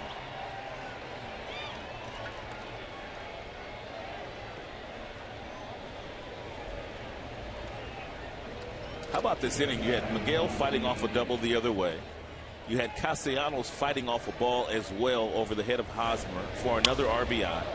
And then you get McCann sawed off for another knock, and he plates Collins. And that has to have Volquez frustrated. He has given up 4 hits in this particular inning, and not one of them hit hard. Now the go-ahead run is at first base. As the Royals begin some activity in their bullpen, Volquez unable to hold a 6-3 lead. Franklin Morales is throwing. All of this with 2 outs. Here is Jose Iglesias. Spin in for a strike, 0-1. Well, we told you it was Dave Clark's birthday today, so he and Kevin Rand, they both share a birthday.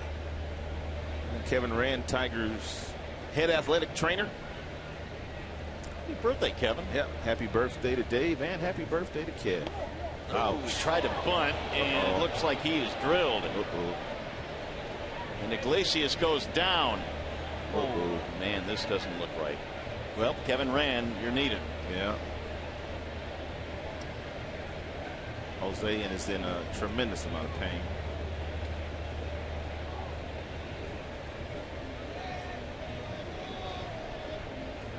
It appeared to get him in the hand.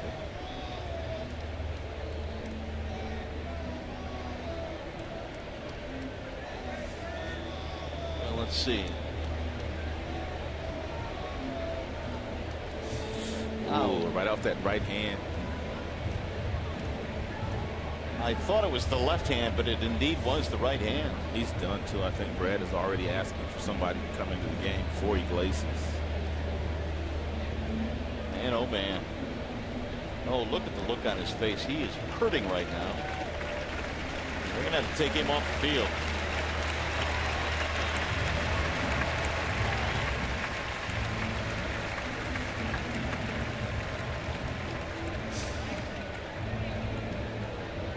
Right off the fingers.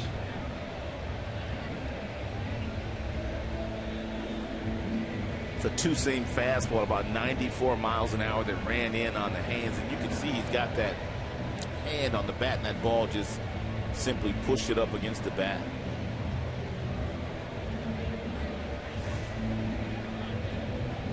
So Andrew Romine will come off the bench and assume the duties of Iglesias.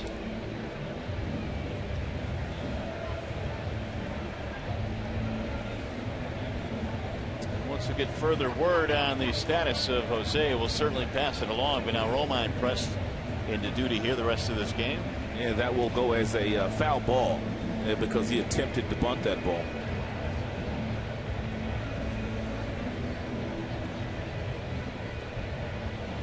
So Romine will assume a count of 0-2.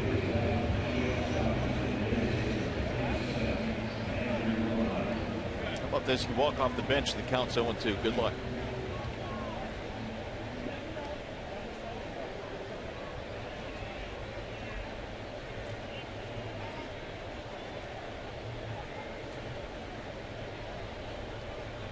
Romine came in after the game got out of hand last night here in Kansas City.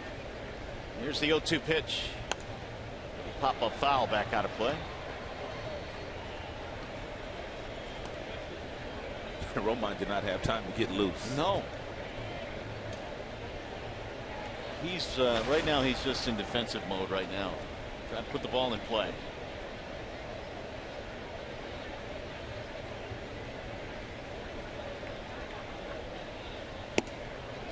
Fastball that missed high and away. 1 ball, 2 strikes. Tigers have tied it up. RBIs for Castellanos, Collins, and McCann, all with 2 outs to make it 6-6.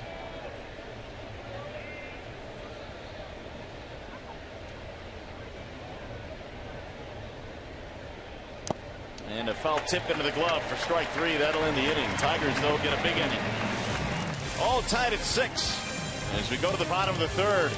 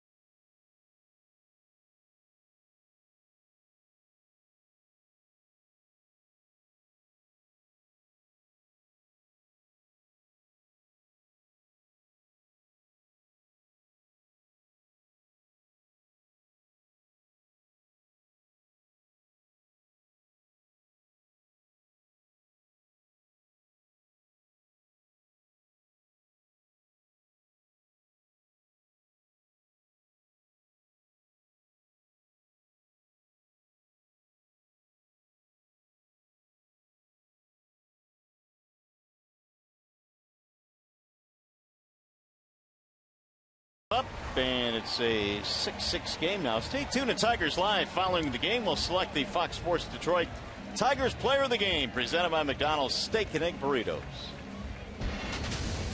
So we go to work. Romine will take over at short as we anticipated, in place of Jose Iglesias, who is back in the clubhouse now, being tended to.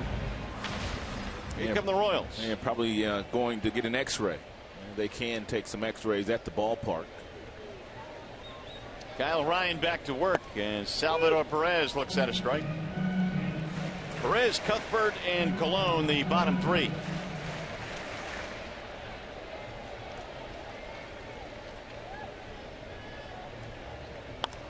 Pulled foul back toward the Tigers dugout, and that one was headed for Dave Clark again. Dave Clark, who just throws his hands up and says, come on, man. It's my birthday. You guys are picking on me today. We got one more birthday wish, Mario. We do? Katie Keating. It's her birthday today as well. Kidding. So she shares a birthday with Dave Clark and Kevin Rand. Nice. On September 3rd. Here's the 0-2. A little bit outside. 1 ball, 2 strikes. Kyle Ryan came on in the 2nd after the 3-run homer by Lorenzo Cain made it 6-3 Royals. That was it for Boyd. Ryan came on, got the final 3 outs of the inning.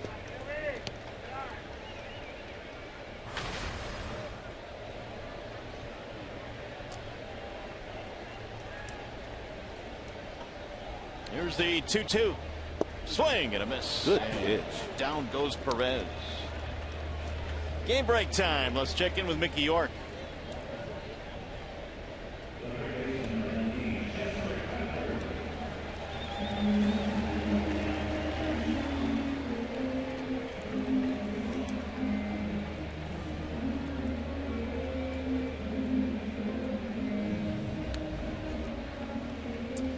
Minnesota was winners of 8 of the last 10, 3 in a row, but they finally go down today. Yeah, they had a 4-run lead in that game against Jeff Samardzija early in that contest.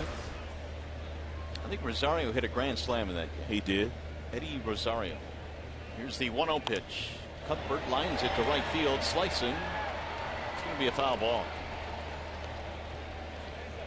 Cuthbert had a single, scored a run in the second, and is now 3 for 4 with 4 RBIs in the series.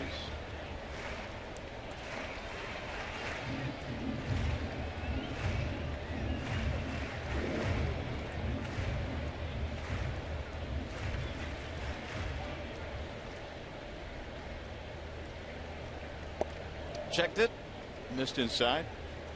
Cuthbert had that big game yesterday against Randy Wolf, and he said, I remembered Randy Wolf. I faced him last year in the minor leagues. I remembered how he pitched me. Well, he had a big night against Randy. That went straight off the mask.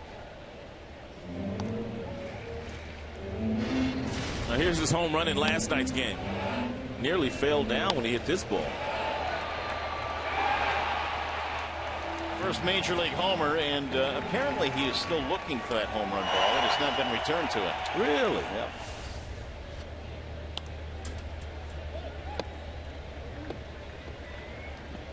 That is not usually the case with first home runs, Especially in the home ballpark. It was, what, a couple of rows deep down that left field line.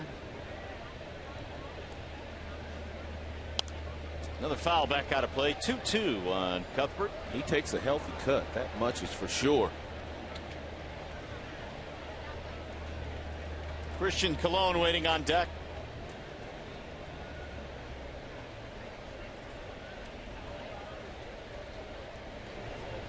Again, the 2-2 outside. 3 balls, 2 strikes.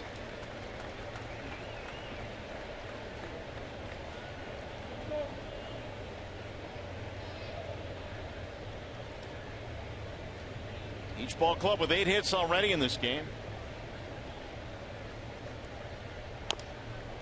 Rolled foul. So hard to win here in Kansas City. The Royals, with their victory last night, running their home record to 46-22. That is the best home record in the American League. Yeah, they can lose every single game the remainder of the month and still finish over 500. That's how good they've been this year. I'm guessing they're probably not going to lose every game. No, they're not. Again, the 3-2. Outside, Walkton. One out base runner. Cuthbert reaching again. Well, what do the Tigers have here down the final month or so of the season? 29 games remaining after tonight. 16 of those will be played at home. And they're going to play against some good teams. Combined winning percentage of the teams they're going to play in their final 29 is .519. Season ending on October the 4th.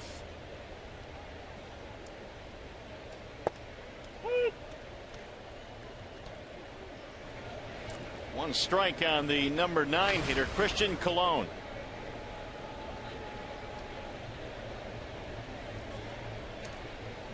Colon had a single, part of that big 4-run second. He also scored a run.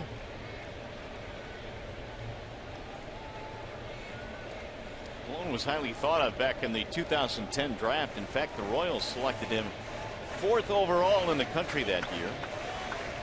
That season, Bryce Harper was selected 1st overall by the Nationals.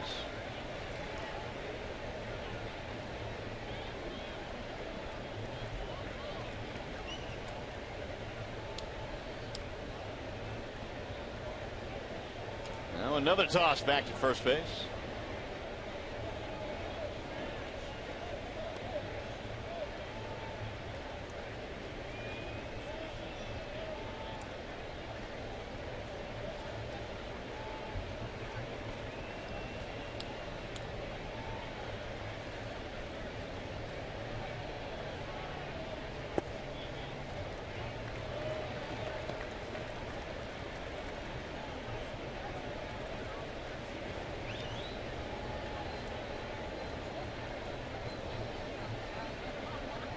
Cuthbert down in the minor leagues, not really a big base stealer. He's got a 1-out walk here in the third. And there's a strike right at the knees. 1-2.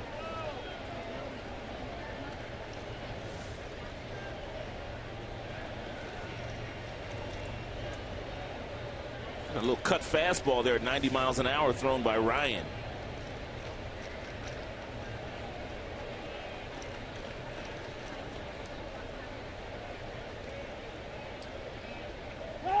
And time called now. Ryan taking a little bit too long. He delivered the baseball anyway.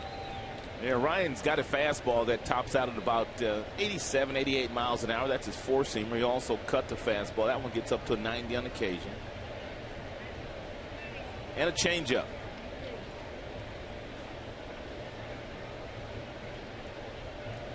His slider on occasion is very similar to his cut fastball. To right field on a line. And it's going to be caught by J.D. Martinez. 2 outs. They'll turn the lineup over now, back up to the top, and Ben Zobrist. He's had a big night tonight. A couple of singles, bumped up to the leadoff slot with Alcides Escobar getting the night off. Zobrist was the Royals Player of the Month in August, and this was obviously right after he was acquired at the deadline. He had .343 his first month as a Royal. He fit right in.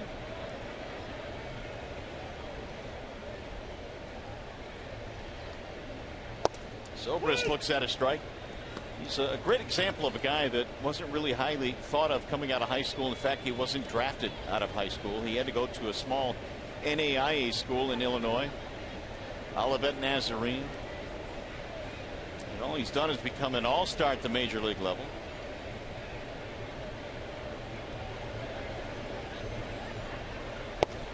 There's another strike, and the count goes 0-2. And Zobrist credits Joe Madden, the Chicago Cubs manager. When Madden was in Tampa, gave him an opportunity to play. Played him all over the field. And he gained a lot of confidence doing that, and he finds himself a really good utility player.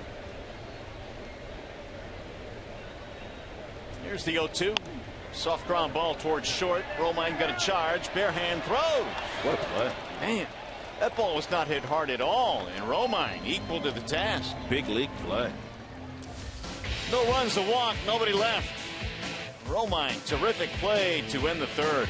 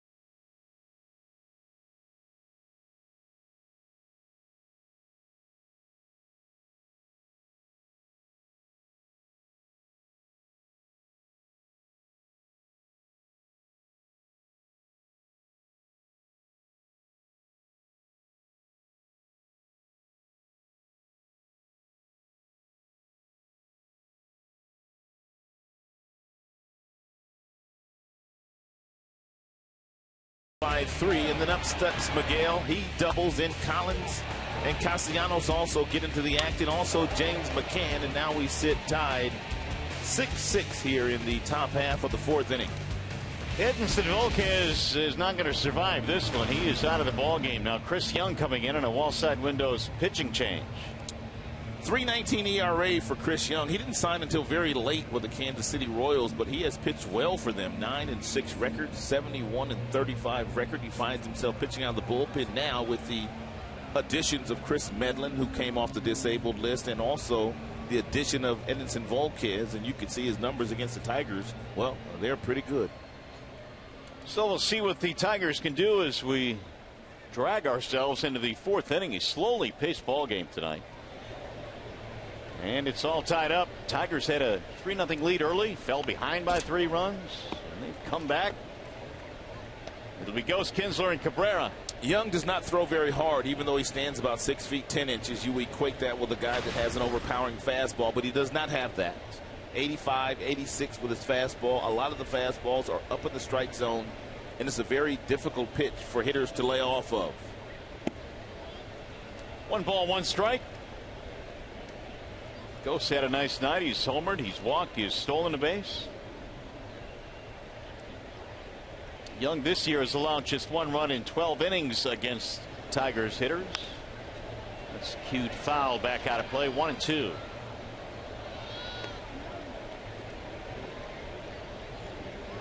Twelve runs on 16 hits combined through 3 innings tonight for these 2 teams.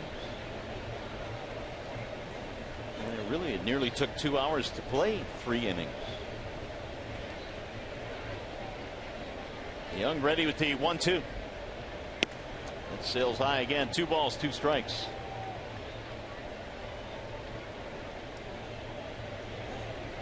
Chris Young has made an all-star team just once, and that was back in 07 with the San Diego Padres. Checked it. Don't believe it went. Did not. 3-2.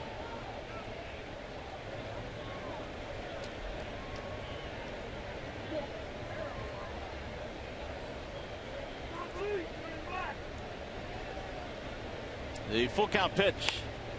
It'll pop up. Shallow center field. Going to be trouble. Going to drop. Base hit. Ghost has a looping single to center to lead things off in the 4th.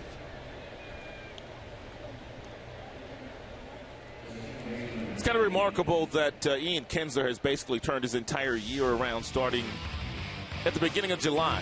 And we equated with that conversation he had with Brad Ausmus. It was an extra BP session along with Wally Joyner, and his numbers the second half of the year have simply been off the chain. 51 multi-hit games, which paces the entire major leagues. And a lot of those hits have gone the opposite way. Ian Kinsler right now is swinging the bat better than he has really his entire career. As far as hits are concerned, he's always hit for power when he was playing for the Texas Rangers. Well, since the 1st of July, which is basically much of the second half, pretty good numbers. More than pretty good. 362. He had a single and a fly ball in this game. We told you that Young doesn't throw very hard, but he's about 6'10", and therefore once he strides toward home plate with his long wingspan as a hitter, it literally looks like he's right on top of you, and that's how he gets away with that fastball that tops out at about 87 miles an hour. It looks good, but you just can't catch up to it. 1-1. Who was that pitcher in Houston? They were talking about his spin rate on his fastball. Was that Fires? I want to say it was Colin McHugh, I believe. Okay. It's one of the reasons why. Fires? I think one of the two. But they were talking about the spin rate. I mean, sometimes guys may throw 87, 88, but. There's the drive into left field, hit pretty well. Back to the track. It's going to be caught, though, by Alex Gordon. But the spin rate on the fastballs on guys like Young and Fires, it looks like the ball is coming a lot harder than it actually is. Ian just missed this fastball. Got underneath it just a hair. Earlier in the game, Lorenzo Cain hit one of those that seemed to just carry out right over the wall into the first row. That one just died, though, right in front of the wall. Here is Cabrera. Another big night for Miggy. 2 more hits, single, double. He's had 5 hits in the series.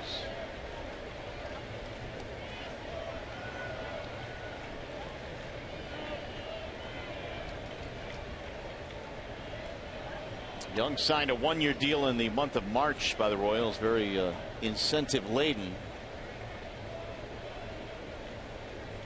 He'll comeback player of the year last year, winning 12 ball games with Seattle.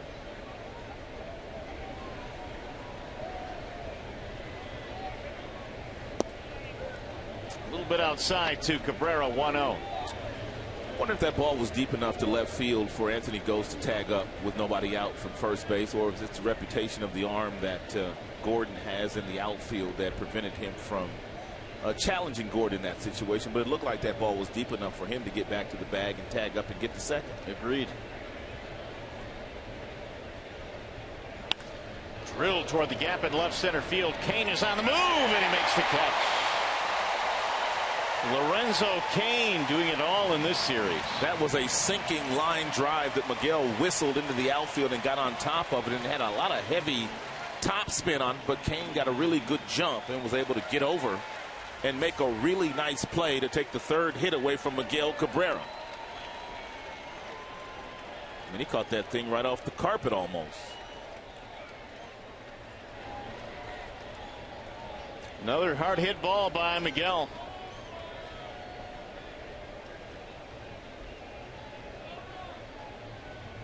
Here's JD. Ball 1 to Martinez. 0 for 2 for JD. Did reach on a fielder's choice, stole a base, and scored in the first.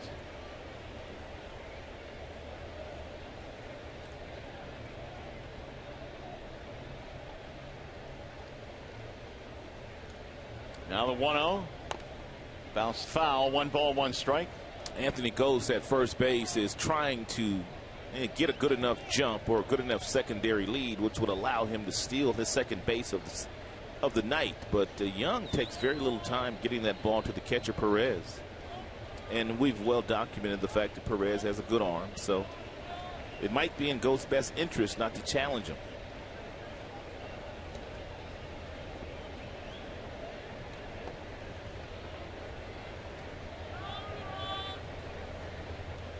Anthony just hit 67%. He stole his 20th of the night, but he's been caught, or 20th of the year tonight, but he's been caught 10 times. Now the 1-1 runner goes, and it's fouled back out of play. 1-2.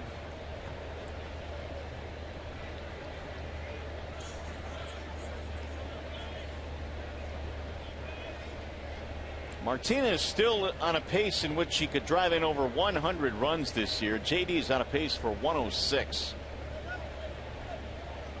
He's sitting at 87 RBIs tonight.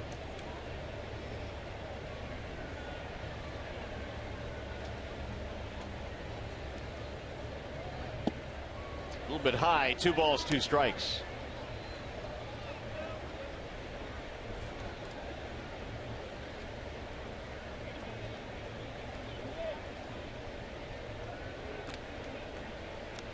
Young takes over for Volquez, who went just 3 innings tonight. Runner goes again, swinging a foul at home plate. Ghost makes another U-turn.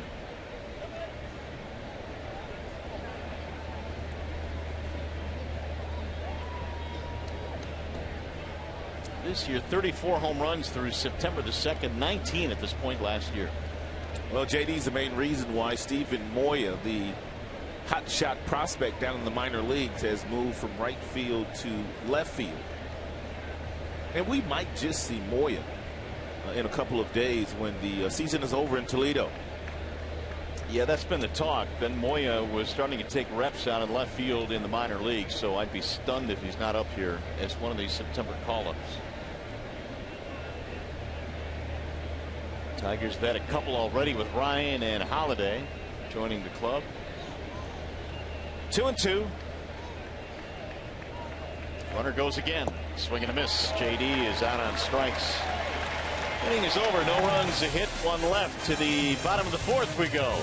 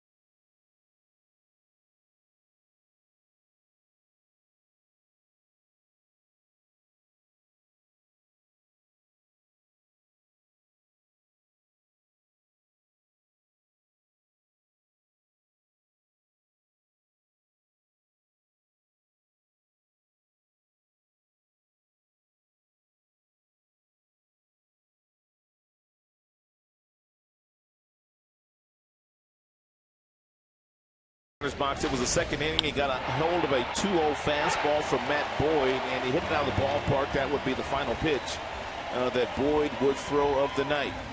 Kane has a legitimate shot of going 20-20 this year, which would be 20 homers and 20 or more stolen bases. Well, he's going to lead things off here in the bottom of the fourth. 6-6 is our score. 9 hits for the Tigers, 8 for the Royals. And his walk-up song is sung by Fetty Wap. Is that right? Fetty Wap was here the last time we were in KC. The song is kind of tight, though. Kane, Hosmer, and Morales. Facing Kyle Ryan, who came on in the second. Had a scoreless third. And is hitting the air down the right field line, slicing away from Martinez. JD will get there in foul ground. Finally able to get Kane out.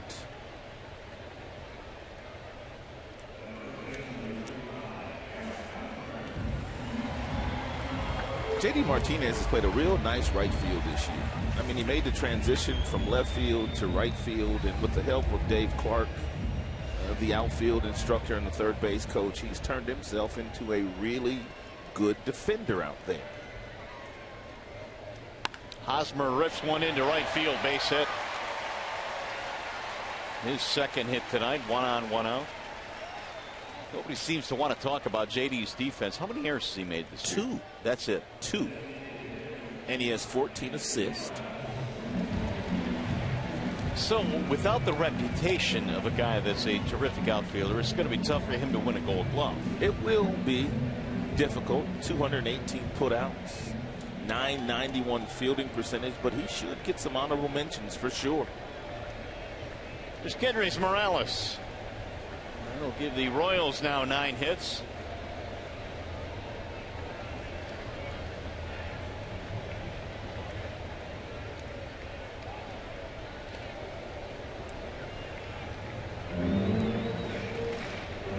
Hosmer on base 3 times in this game. Morales a 2-run single in the first. The Tigers ran out to a 3-0 lead. Then the Royals came back with 2 in the first inning and 4 in the second.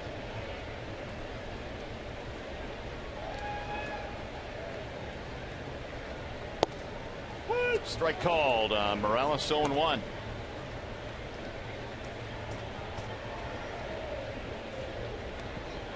Two homers in the series for Kendrys. In fact, he has had 9 extra base hits this year against Tigers pitching. JD Martinez is playing Morales awfully shallow. Apparently the scouting report on him is one that he doesn't drive the ball, batting right-handed, deep enough to right field. He's now backing up a little bit.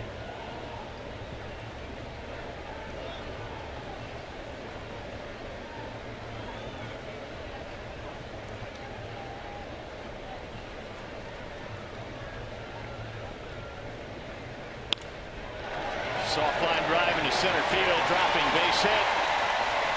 It's another hit for Morales, his second of the night, and the Royals now have 2 on.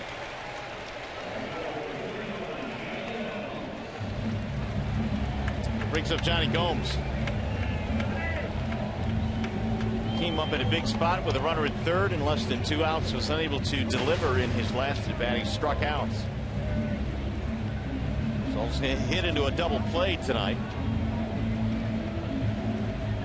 And the Royals now have an even 10 hits.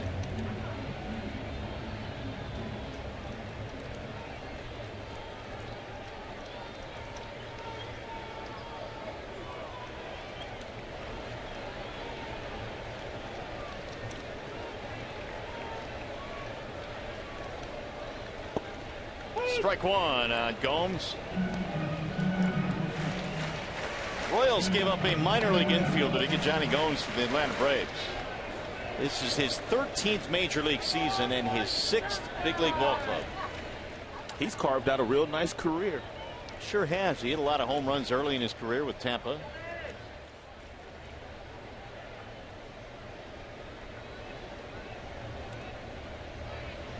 Bouncer off of Ryan.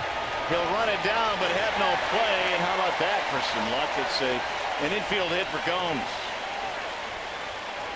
Going to load the bases. Now they're going to see if Ryan's okay. Looked like it got him right off of the left leg in the ankle area somewhere. Tigers have already lost Iglesias tonight. He was hit on the hand and had to leave the game as he was trying to bunt. Actually a little bit higher than the ankle area.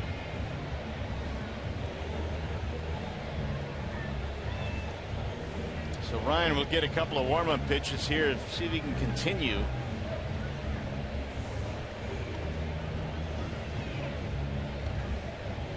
And speaking of Jose Iglesias, Dixon Machado, who was playing in Toledo tonight, was pulled shortly after the Iglesias injury. Really? This evening. So we had an inclination that Dixon Machado was going to come to the big leagues anyway. So he might be coming a little sooner than their season is over, though. That really doesn't tell us the extent of the injury of the Iglesias, but I thought that was worth mentioning to you. Machado was actually playing first base tonight in that game. So was he? They're expanding his horizons, apparently. He's not going to play first up here. You don't think so? No. Here's Gordon now with the bases loaded, 1 out.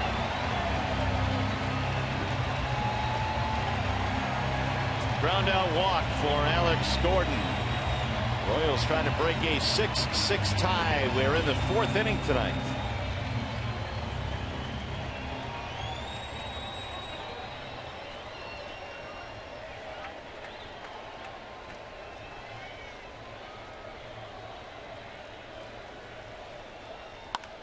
Driven high in the air into right center field.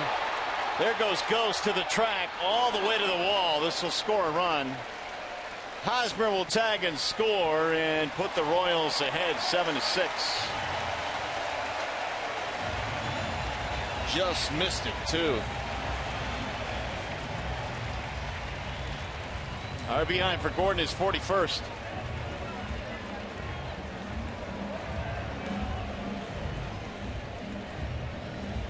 So Kansas City back on top, 1st and 3rd.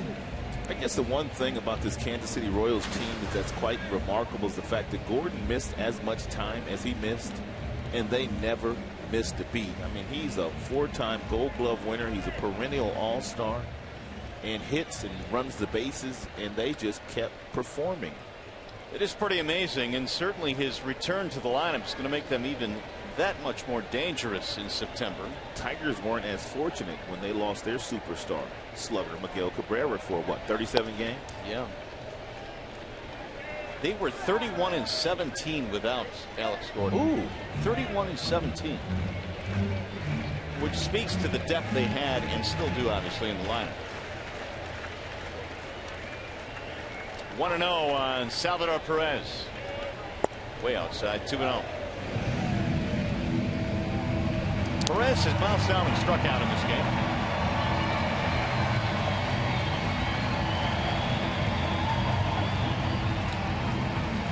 He was the only starter, the only Royals starter last night without a hit in that 12-1 romp.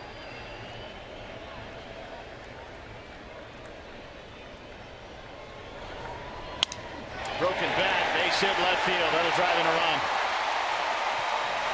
So Perez picks up a 2-out RBI to make it 8-6 KC. And back and forth we go. This team has about a .281 batting average this year with 2 outs. They've been a tremendous 2-out hitting team this year. Bat shattered, but it died a hero.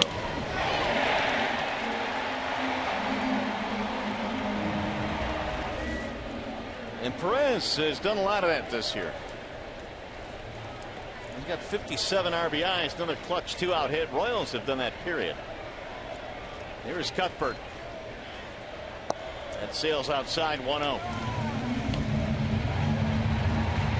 Here's what I was talking about, their batting average with 2 outs. .281, better than Boston, San Francisco, Arizona, and Pittsburgh. Last year, as a team, they hit just .236 with 2 outs, so they've gotten a lot better. Kendrys Morales, big part of that. There's the ball high, 2-0. Kyle Ryan, meanwhile, about to throw his 55th pitch. Serving as the long man in this one here tonight. 3 singles, low to the bases. Sac fly by Gordon scored a run. Single by Perez scored another. In there, a strike call, 2-1.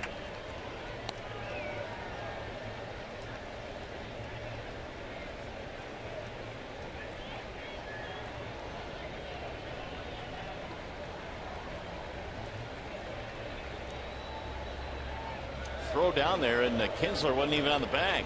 Had that throw been on the other side of the bag and Kinsler been a little closer, they may have gotten Gomes, who apparently was sleeping at second base.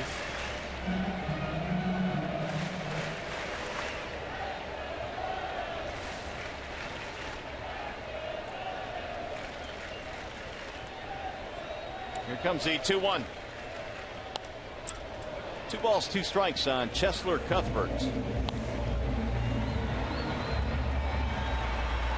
277 average down in Omaha. Their AAA team showed a little bit of power. We talked about the home run he hit last night, but he hit 11 of them in the minor leagues.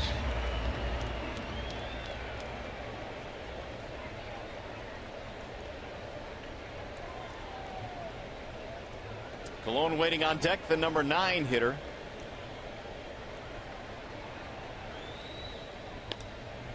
Popped up third base side. Castellanos appears to have room, and he does.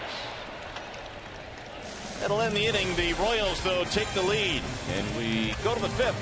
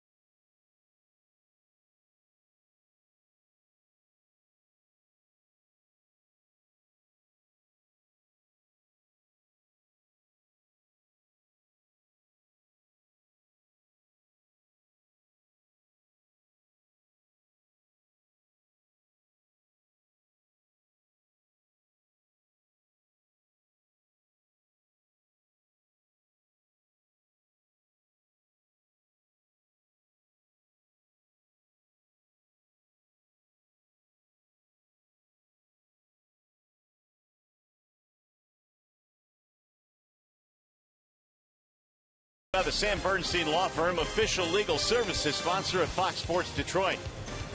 Bell Tire, get the lowest tire price, period. Bell Tire. Myers, save big with M-Perks from Myers. Sign up at mperks.com. And by Chevrolet, find new roads. It has been a back and forth affair here tonight in Kansas City as we wrap up this 3-game series. It is 8-6 right now in favor of the Royals.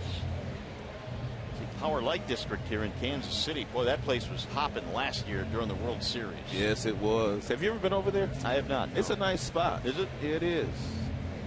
Salvador Perez having a contact issue apparently. So it's going to be Victor Martinez, Nick Castellanos, Tyler Collins, basically Chris Young, Mario and Pemba, Rod Allen from Kauffman Stadium tonight as we wrap up this series. Joe Nicola is our producer this evening. Brian Moss, our director.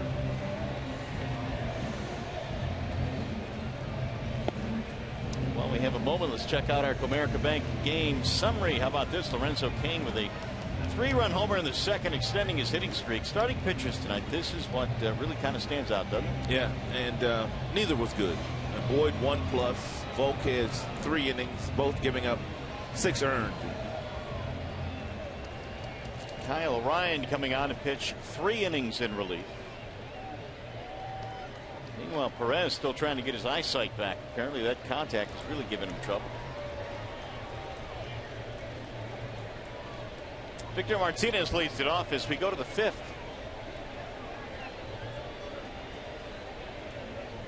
Strikeout, ground out for Martinez. There's a ball high, 1-0. Well, we got some good news on Jose Iglesias. Contusion on his right finger. His X-rays were negative. Yeah, right middle finger.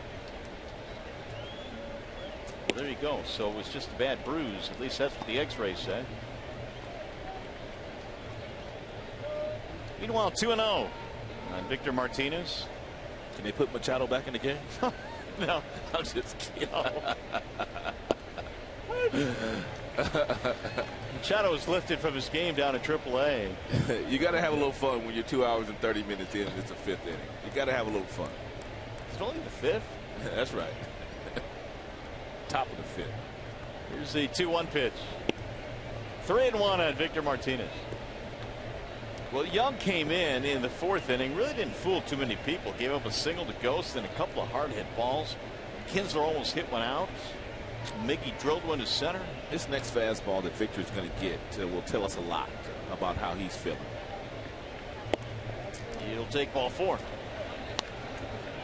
We get off man on. Here's what happened to Iglesias in the 3rd inning. He squared the bunt, and the right hand was hit on a 2-seam fastball about 93, 94, thrown by Edinson Volquez, and Iglesias went down, and he was in a lot of pain.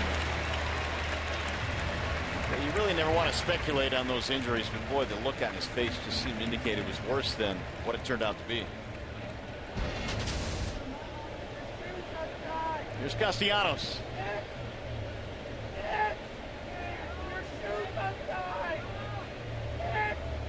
Nick looks at a ball high, 1-0.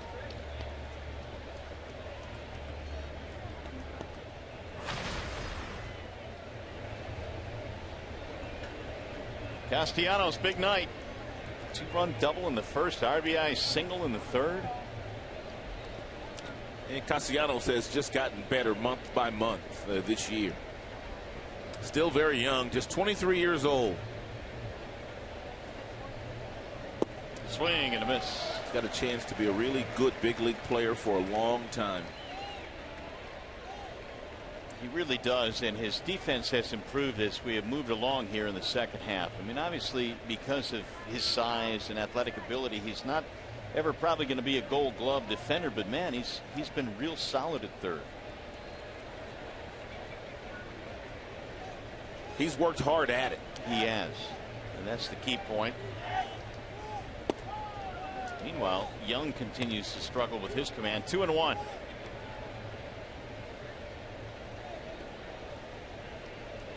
Tigers have gotten the leadoff man on in 4 of 5 innings so far tonight.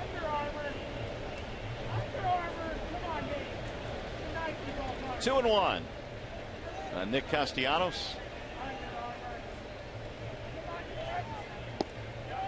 In there, and Nick didn't like it.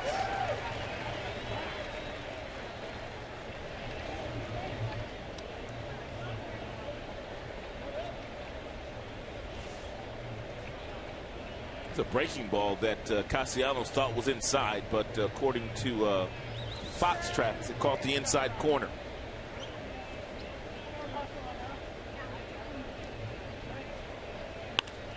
Drilled toward left center field. And Kane is not going to get this one, going to go to the wall. Here comes Martinez to third. They're going to stop him there, and the Tigers coming right back on a walk and a two-base hit. And Nick Castellanos is 3 for 3 in this game.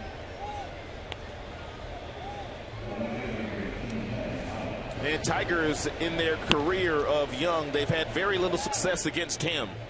And Castellanos gets a breaking ball that's away from him with 2 strikes, and he reaches out and hits the ball right in between Gordon and Kane.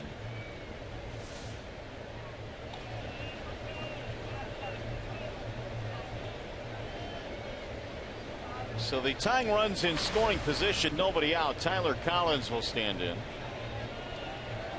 Tigers now have 10 hits.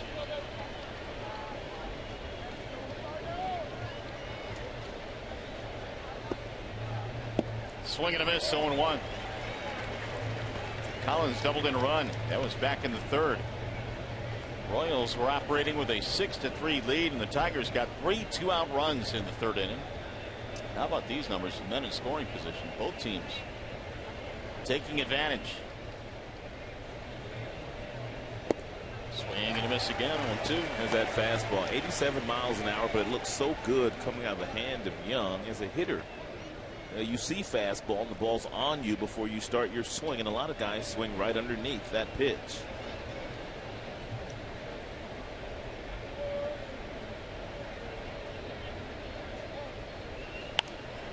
Popped up. This will head back into the seats. Out of play. When you have a guy that's as tall as Young is on the mound, there are very few, if any, other guys in the big leagues that stand as tall as he does. So you don't see this arm slot very often. He stands 6'10", 255, born in Dallas, Texas. Tallest player in the big leagues, isn't he? I believe he is.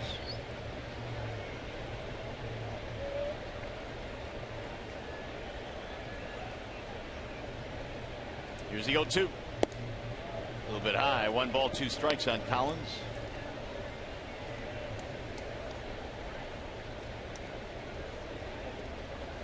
A couple of Ivy Leaguers in the ballpark tonight. Brad Ausmus went to Dartmouth, and Young went to Princeton. High again. 2 balls, 2 strikes. In fact, Young played basketball at Princeton as well. He was a good basketball player. In fact, he set a Princeton record, 88 block shots his sophomore season. You want to try and post him up? No, I wouldn't try. Just got a piece of that one.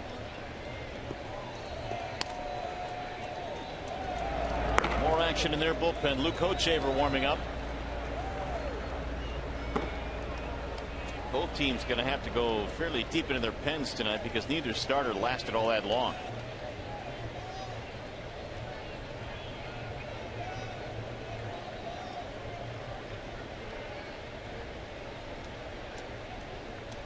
Bouncing in and blocked by Salvador Perez. 3-2.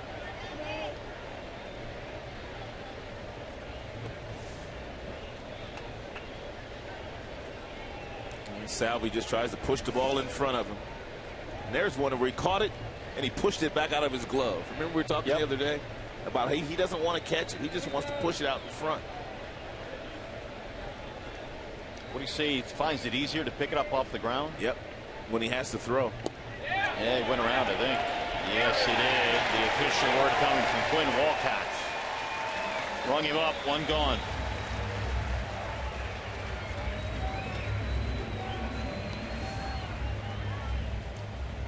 Yeah, breaking ball down that fooled Collins.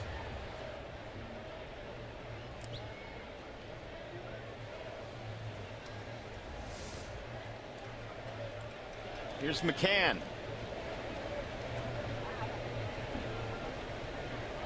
Single to not get a run in the third for McCann.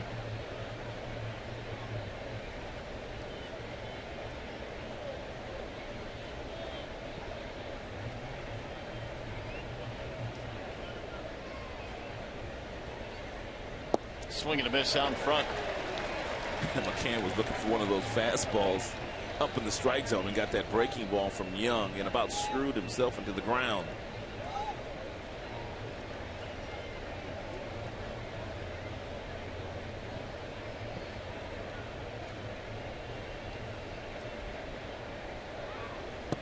Outside, 1 ball, 1 strike.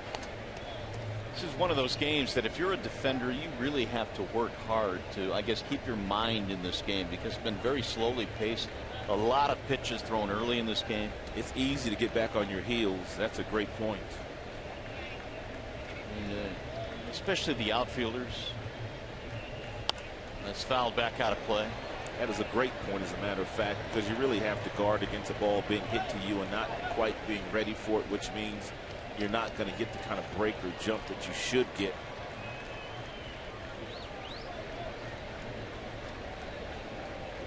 One ball, 2 strikes on McCann. I mean, we've had 22 hits, 14 runs in this game. We're still only in the 5th. And another foul, just got a piece of it. Tigers heading back home after this one here tonight. They've got the next homestand coming up as games are winding down. It's going to be the Indians coming in for Friday, Saturday, Sunday. Corey Kluber tomorrow night. Last year's Cy Young Award winner.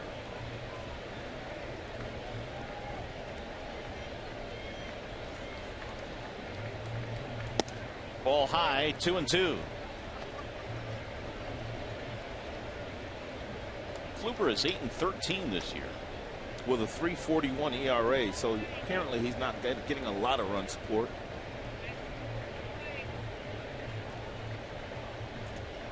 Now McCann steps out, 2-2 the count.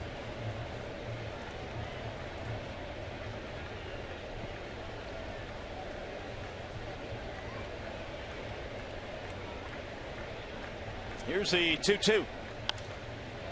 Popped him up, shallow right field. Zobrist going back, calling for it, but he's called off now by Gomes, and the runners have to hold. 2 gone. A much tougher play for Zobrist, so he gave way to Johnny Gomes. And Zobrist went as hard as he could. As a matter of fact, he called it initially, but he was overruled by Johnny Gomes.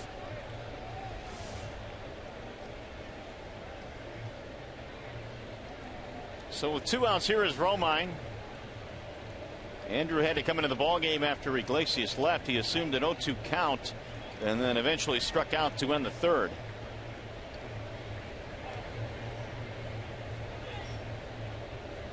Andrew looks at ball 1.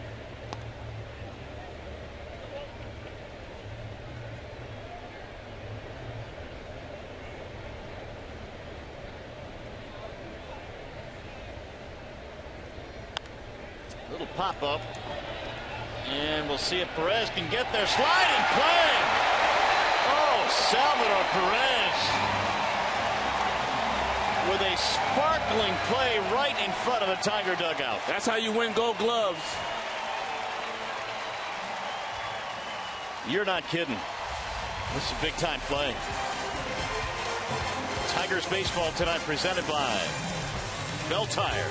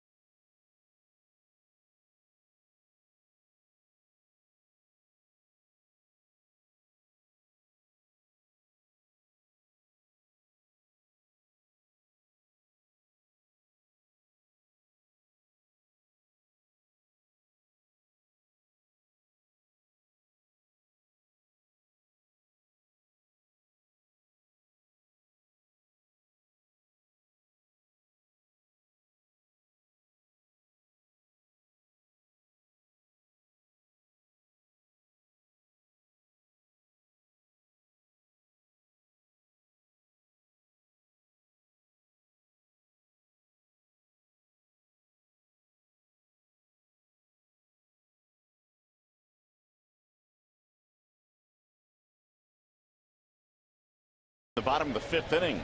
And Kyle Ryan going back out. This will be his fourth inning of work out of the Tigers' pen. And he will face Christian Colon, the number 9 hitter, then the top of the lineup, as Colon takes the ball outside. 2-0 the count on Colon. Single fly ball in this game. One of the 12 Royals hits. Here's the 2-0. Chopper to third. Castellanos backhanding, one gone. Let's take one more look at that outstanding play by Salvador Perez. He's already won 2 Gold Gloves. More than likely he's going to win another one this year. And the fact that that ball was not that high, he was able to get his mask off and find that ball and run that far and make that play. It's ridiculous. You know, a guy that big too. I mean, you would see a guy like that and think that he might be lumbering as a defensive player, but not so. He just loves to play the game. Bouncing ball to first. Right there is Miguel. And there are 2 gone. Let's check in now with John Keating. Well, Mario, you guys were talking about what's happening at Fifth Third Field in Toledo concerning Dixon Machado. It is also the last home game for longtime Tigers manager and a baseball lifer, in the words of Brad Ausmus, Larry Parrish. He was the Tigers skipper at Old Tiger Stadium at the end of '98 and '99. Those were the Tigers of Dean Palmer and Jeff Weaver and Tony Clark and, yes, Brad Ausmus. But he spent lots and lots of time in Toledo and Grand Rapids, and we wish LP well going into retirement. He is one of our favorite folks, and even spent some time in Japan, as did our friend Rod Allen. Yeah, we were over there together, same time. Really? Yeah. Never knew that. Yeah, over there together. I was reading an article on LP saying time to spend some time with the grandkids and go hunting. Good for him. And he'll enjoy it, I'm sure. 1 ball, 1 strike on Lorenzo Cain. He played for the Yakult Swallows. You played for Hiroshima Cardinals. Hiroshima. Here's a bouncing ball left side. Castellanos. Oh, he just got him by half a step. And Cain doesn't mess around down the line. He hustles all the time. 110% every play for Cain. How about a 1-2-3 inning? We're going to take a look at this. The Royals holding it up here. They waved it off. They waved it off. So it is indeed a 1-2-3 inning. Haven't seen too many of those tonight.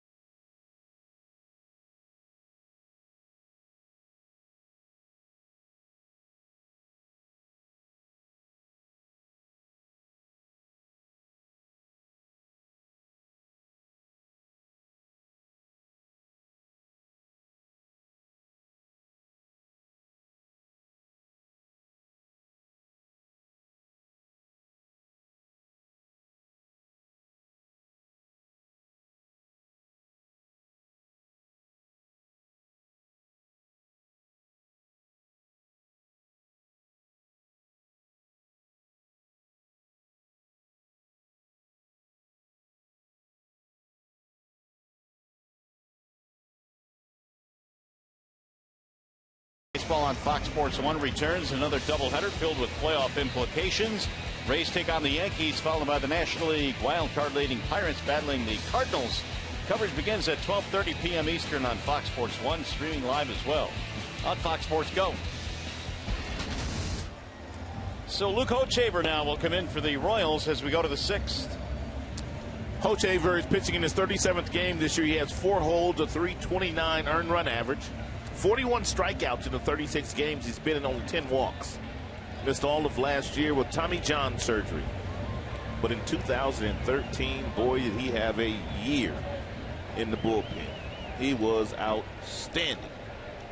Chris Young went 2 innings through 43 pitches. He will give way to Hochevar now as we go to the 6th. And the Tigers have the top of the lineup coming up. And Hochevar, he throws a lot harder than Young. His fastball gets up in the mid-90s range. Again, he's showing bunt. Ghost's done a lot of that in this series. And Hochevar also throws a cutter at about 89 miles an hour. He also has a curveball. And he throws that curveball about 17% of the time.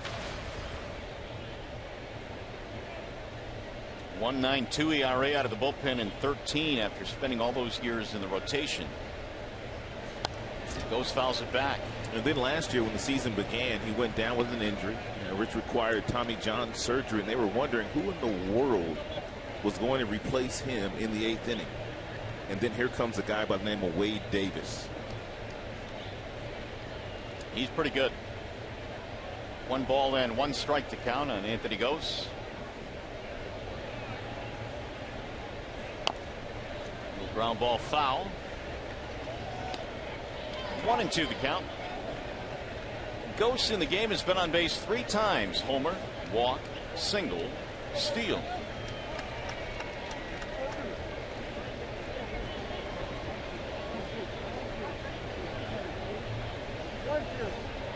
Home plate umpire Brian Blackney reminding everybody the count is 1-2. The scoreboard here says 0-2, but it's 1-2.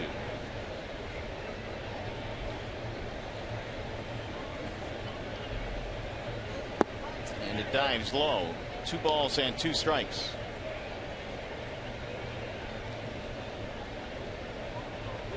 Hochevar signed a 2-year deal with a mutual option for 2017. Signed that last December. And strike 3 call got him looking. 97 miles an hour with that fastball thrown by Luke. How about some news and notes from around the major leagues? Corey Seager, highly thought of prospect, had his contract purchased from the minors by the Dodgers. He's finally arrived. Yeah, he was the number 2 overall prospect, right behind Buxton. Logan Forsythe, man, he's been on a roll. Last 4 games, 11 for 14. That's a cool 786.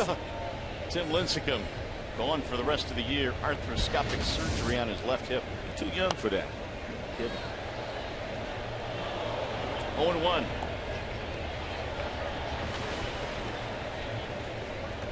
Ian Kinsler singled, scored a run in the first. 160 hits on the year, trailing only Jose Altuve. He came in with 169. Slapped to right field, another base hit. This looks like it might be a double. Kinsler headed towards second base, and he's in with a multi-hit game. He thought about going to third. It'll be a 1-out 2-base hit. It's a 52nd multi-hit game for Ian Kinsler, who gets one of those fastballs at the top of the strike zone and simply fights it off over the head of Hosmer. And by the time it's picked up by Gomes, Kinsler coasting into second and past second.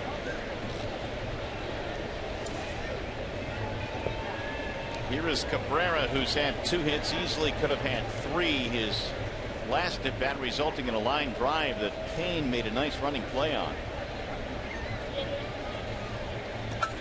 So 11 hits now for the Tigers. Drill to center field. Kane, though, is right there for this one. Man, is Miggy hitting the ball hard. He sure is. He squared up everything today. He should have 4 hits. You know, we were talking about Corey Seager, the Dodgers prospect, just called up. And with him being called up, when the season began, the top 20 prospects in the minor leagues, 15 are now in the big leagues, and 15 of them are doing well. Guys like Correa, guys like Chris Bryant, guys like the kid Sano in Minnesota. Buxton also coming up this year. Schwarber coming up for the Cubs. And this is good for baseball. Francisco Lindor as well. Daniel Norris on that list. Really good names here. Addison Russell. I mean, it's some Baseball's in really good shape now, man, with all these young kids coming to the big leagues. And the one thing they've been talking about in baseball is getting younger kids to watch baseball. They'll get a chance to watch a lot of these young guys here. If you got a chance to grab one of those guys to build a team around, who would you go with? Let me look real quick. Well, I got to say Bryant off the top of my head. Yeah, I mean, Syndergaard's on that list if you want a good starting pitcher. But then you got shortstops. You got Correa. Right. You know. Lindor. Yeah. But Bryant, though, seems to be headed for stardom. He's going to drive in 100 this year, and he might just hit 30. 0-1 on on J.D. Martinez. Victor is on deck. Now Hochevar with the 0-1. Bouncing ball left side. Colon is going to make a jump stop. His throw. Oh, he's out. Here's a throw to the plate. They called him out at first base. Kinsler came around anyway. They're going to check it, I think. And there's no doubt that the Tigers will challenge this at first base. You shouldn't even look at this. Might as well just go and challenge that. What did they call Kinsler at home? I think he called Kinsler out too. Play by Colon. Ooh, that's close. I think he's safe.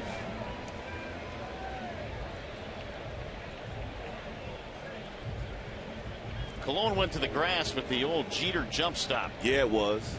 Nice stretch by Hosmer at first too. So we'll see what the Tigers want to do here. That's Eric Cooper, the first base umpire. They're going to look at it. Here's that play at home.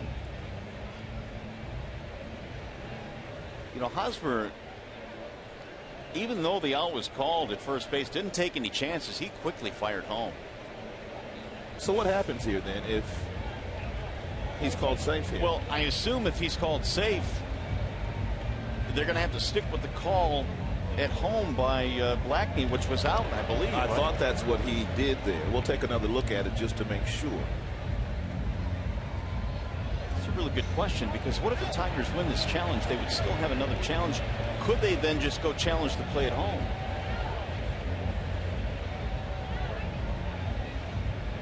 First things first, we'll see if Martinez is safe at first base.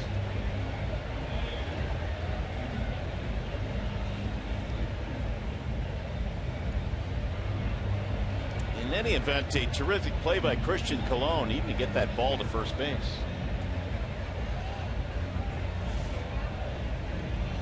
I think J.D. just beat this by a hair. But man, it's close.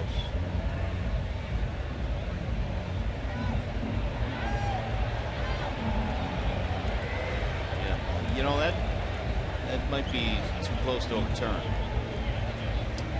And this is the one that's interesting here. He didn't call anything. He said something though. Not sure, but it looked like he might have said safe. This is really going to be interesting if they say that J.D. beat the throw at first base. Let's see. Didn't take him long. They called him out. So none of it matters now. Martinez is out on a sparkling play by Christian Colon. And we'll go to the bottom of the sixth.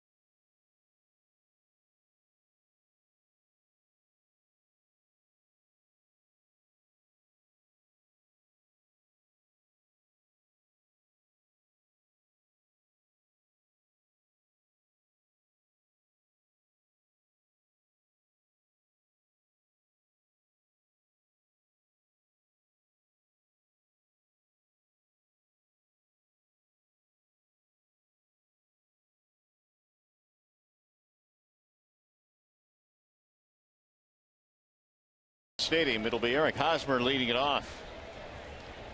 And Hosmer spins away from a pitch inside 1-0. And Ryan only needed 7 pitches to get the 3 outs in the 5th inning. And that call, that ruling from New York was the call stands, which means they didn't have enough information to overturn it. In the air to center field for Ghosts, and Anthony hauls it in, 1 gone. Hosmer retired. Time of that review was 1 minute 49 seconds. Didn't take long for a play that appeared to be awfully close. Yeah, relatively short when it comes down to the times. Some of the times we've seen on some of these reviews. Getting better. Getting better, it seems.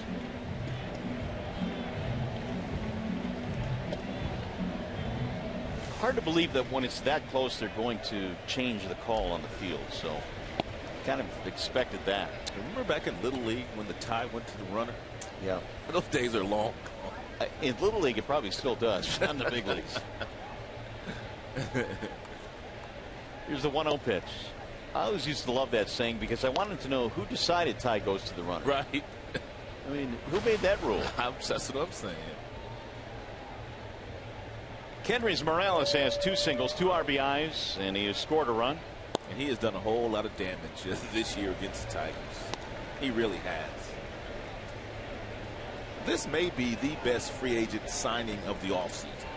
This one right here. I was kind of thinking about it yesterday, and I really couldn't come up with anybody else that was signed that has had more of an impact on their team. He's going to drive in over 100 this year. He's at 96 now. And when they signed him, there was some whispers around the league. What are the Royals doing? Why are they signing Kendrys Morales, who had an awful year last year? How about that? That's his 3rd hit of the game. Game break time now. We check in with Mickey York.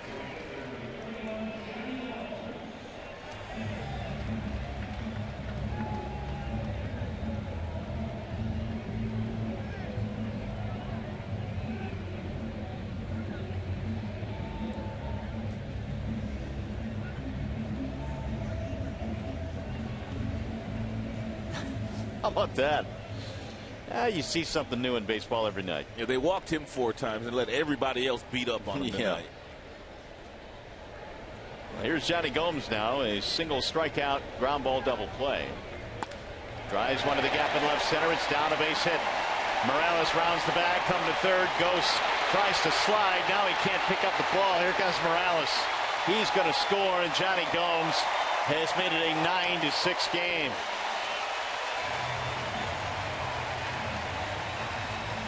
That's why they got Johnny Gomes. He's a good player against left-handed pitching. And he's already done some nice work in the 2 games he's played for his new team.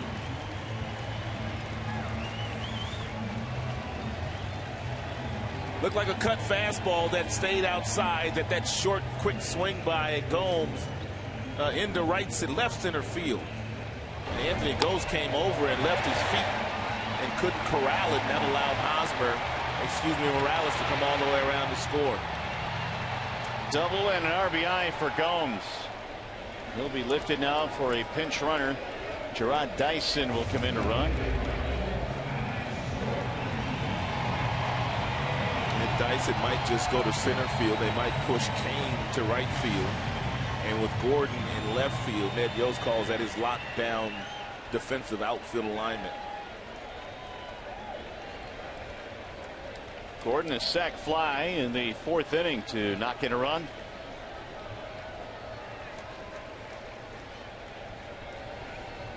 That is 14 hits now for the Royals. Gomes had a double in the ball game last night, and a big 2-bagger here.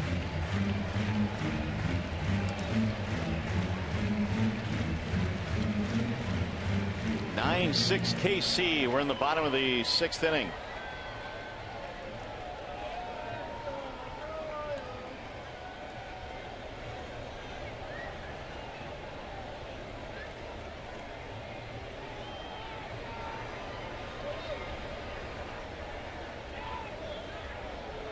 Dyson chased back. In case you're wondering on Dyson, And he is 29 of 32 in career steals of third base. It's pretty good. 29 of 32. Outside 2-0. So Kyle Ryan doing some heavy lifting tonight. He's about to throw his 75th pitch in relief. There was some talk that Ryan would get the start tomorrow against the Cleveland Indians at Comerica Park, but obviously they have decided on Kyle Lobstein. There's Albuquerque, who is warming up in the Detroit pen. It's been a minute since we've seen Everyday Al, hasn't it? Yeah, it really has been a while. Here's the 2-0 pitch. Swing and a foul tip. 2 balls, 1 strike. And Alex Gordon.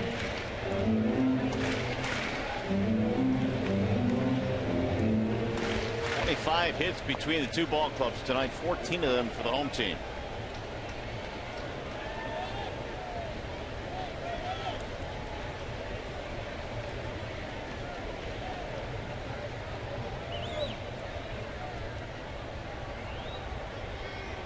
Here's the 2-1.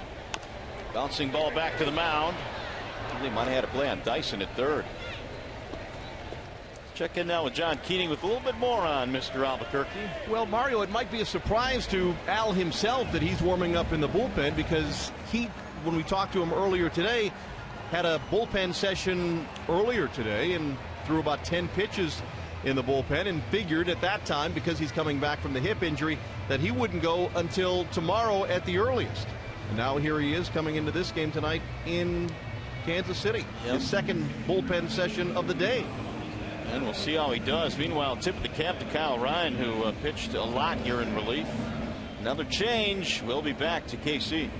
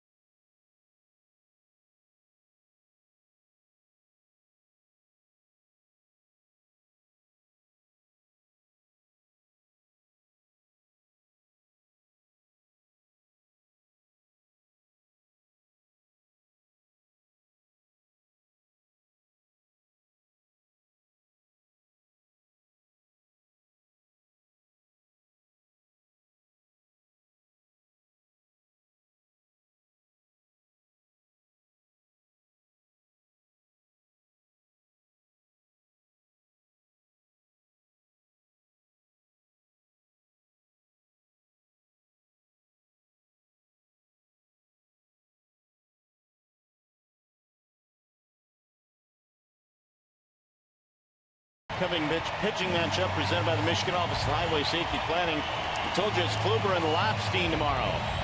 Kluber with 219 strikeouts and only 38 walks this year. Did you see where Clayton Kershaw has 251 strikeouts in 194 innings? Yeah, I saw that. He's going to strike out 300 this year. I saw him the end of his game last night. He threw over 130 pitches last night. Did he? Yeah. They kept him out there. It was a 1-run game. They got a couple of guys on. They just let him go, man, until he shut it down. 130? 130 plus. These are the numbers on Albuquerque. Salvador Perez, the batter, with the man at third, 2 outs. A run in. It'll bounce in and blocked by McCann. Real nice block by James.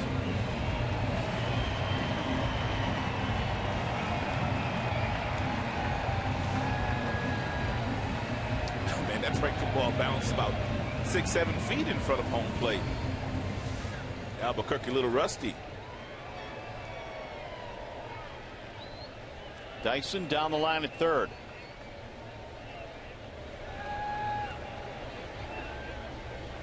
Bouncer back up the middle. Kinsler will get there behind the bag. That'll end the inning.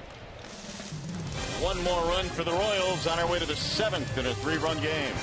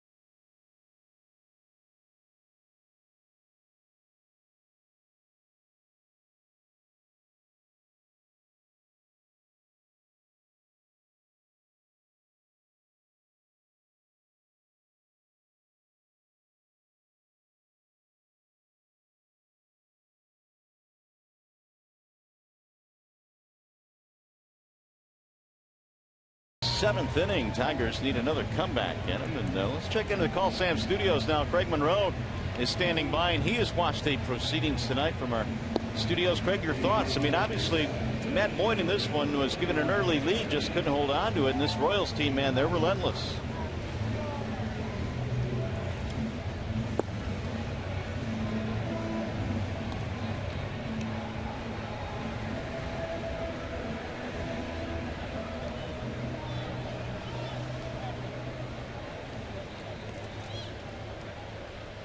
What did you see out of Matt Boyd tonight? Because obviously the Tigers will be keeping a very close eye on what he does the rest of the way.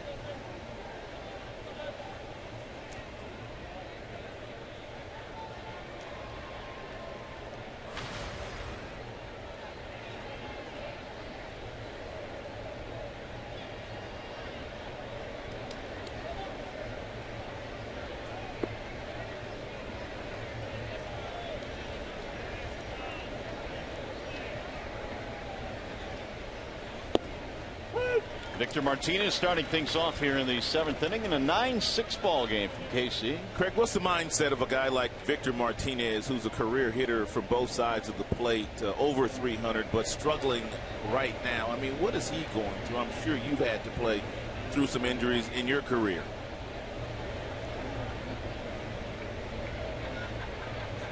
Here's a ground ball base hit into right field for Martinez.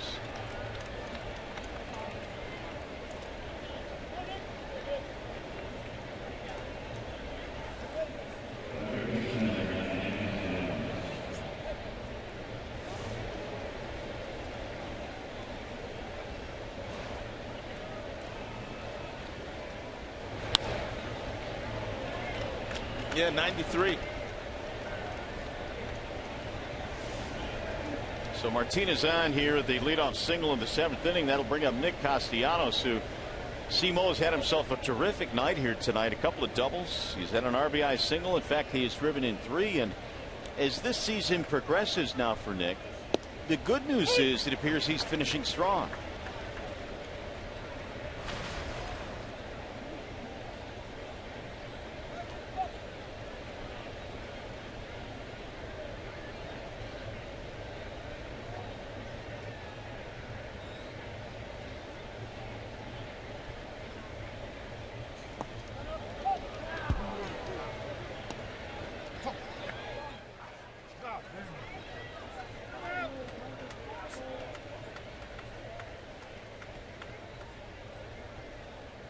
Craig, did you find it to be difficult your second year in the big leagues? We always hear about the sophomore slump, and it appeared that Castellanos was going through that early, but he's picked it up lately.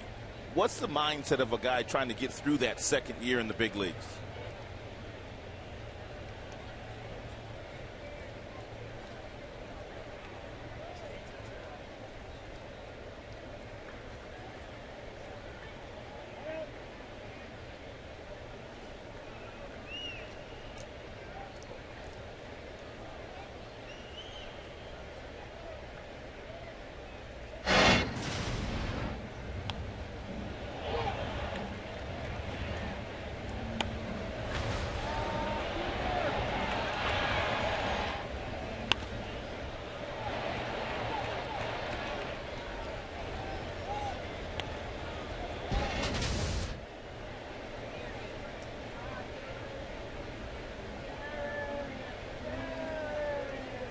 1-1 pitch is inside. 2 balls, 1 strike on Castellanos. That was our 1-800 call Sam call of the game. Now, Simon, if you're going to come on the broadcast, man, you got to do it right. You got to say, here is the 1-800 call Sam call of the game. Look at you getting called out.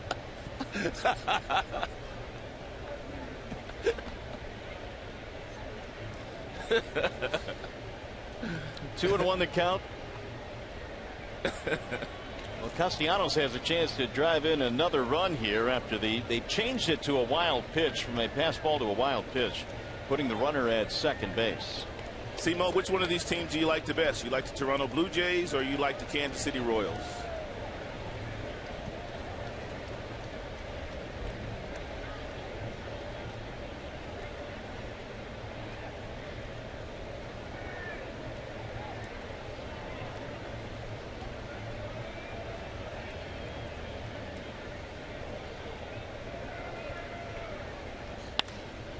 Here's another hard hit ball, but Colon makes another nice play. Spins the tag at first for the out. Man, they ain't missing a whole lot with Escobar not being in there tonight, are they? At all. Escobar is a potential Gold Glove winning shortstop, but Colon has been flashing some leather. That is the second really nice play that he has made. I mean, this ball looked like it was headed right back up the middle. Nice little pirouette, firm throw. He pulled Hosmer off the bag, but Hosmer had the athleticism to come off the bag and then apply the tag to the left hip of Castellanos as he ran by. That would have been the 4th hit of the game for Nick Castellanos. Here's Tyler Collins, who will stand in, and there's a ground ball back up the middle. That's going to find a whole base hit. They're going to hold the runner at third base, and that'll put him at first and third. Well, Simo, thanks for checking in. We'll catch you on the postgame show, Tigers Live. All right, buddy. So Collins gets his second hit of the night, and now all of a sudden the tying run is going to come to the plate for the Tigers. I will say this, Rod, for as tough of a night as it's been for the Tigers, you know, they fell behind by 3 and they just continue to chip away. Yeah, they're fighting. They've scored 6 runs. They have 13 hits. They've left 7 on base, and they have just continued to put together quality at bat after quality at bat. And they realize they have a chance of winning this series. They split the first 2 games. Franklin Morales again is warming in the Royals bullpen. Hochevar trying to pitch out of the jam here in the 7th. Again, they are without Kelvin Herrera, who is suffering from the chicken pox right now. And even their closer, Greg Holland, has had a little bit of a crispy elbow at times, and he has had to be shut down for a few days, on and off. McCann with an RBI single in the 3rd. Tigers now had 13 hits.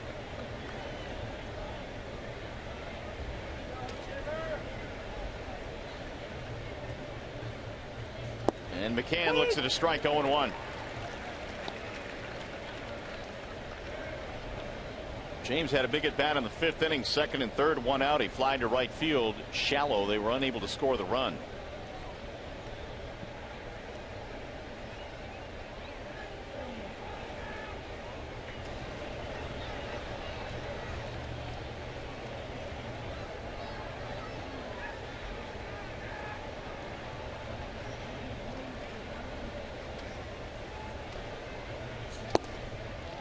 bit high and away on McCann.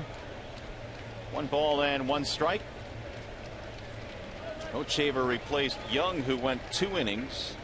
Hochevar came on in the 6th and now pitching here in the 7th.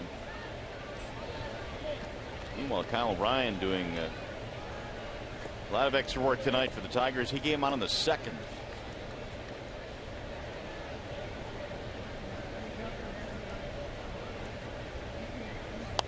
McCann fouls it away. 1 ball, 2 strikes.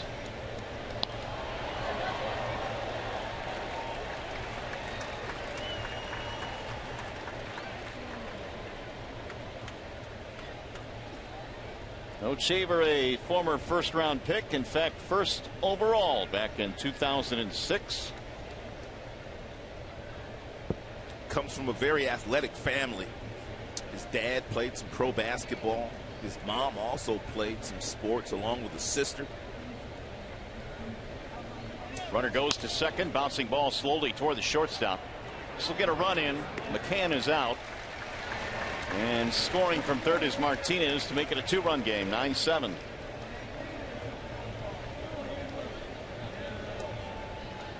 The Tigers get one of those runs back. Yeah, the Red Wings 2015 Hockey Fest returns to the Joe Louis Arena Sunday, September 13th. Enjoy an unforgettable day of hockey-related activities, including a chance to meet current players and Red Wings alumni. Hockey Fest tickets can be had by calling 313-471-7575 or DetroitRedWings.com. Romine slaps one in the air to center, but straight ball at Dyson. And that is that. So the Tigers settle for 1 run. We'll go to the stretch, and it's brought to you by Consumers Energy.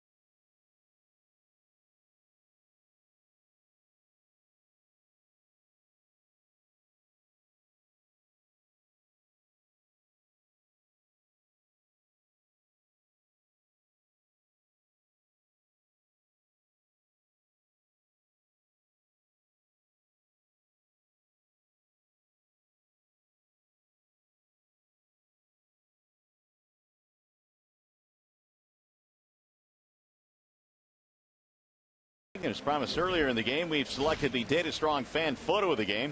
Tweet your strongest fan photo to hashtag Detroit Data Strong Fan for a chance to have it featured in an upcoming broadcast brought to you by T-Mobile.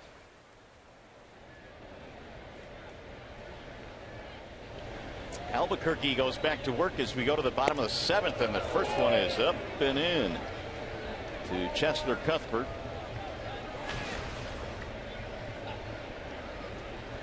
Cuthbert, then Colon, and then Zobrist. Ball too high. 2-0 on Cuthbert. Been on base 2 more times here in this game. Single and a walk.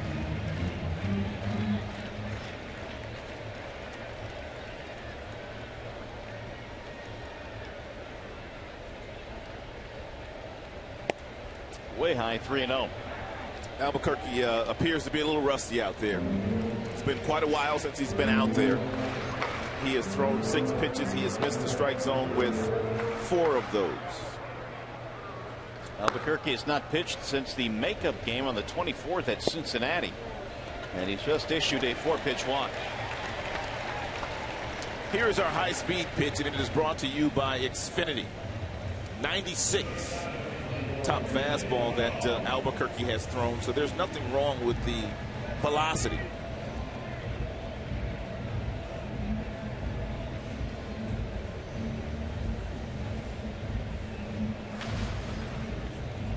Christian Colon stands in.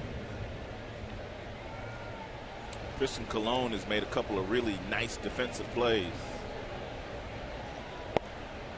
There's a strike called, 0-1.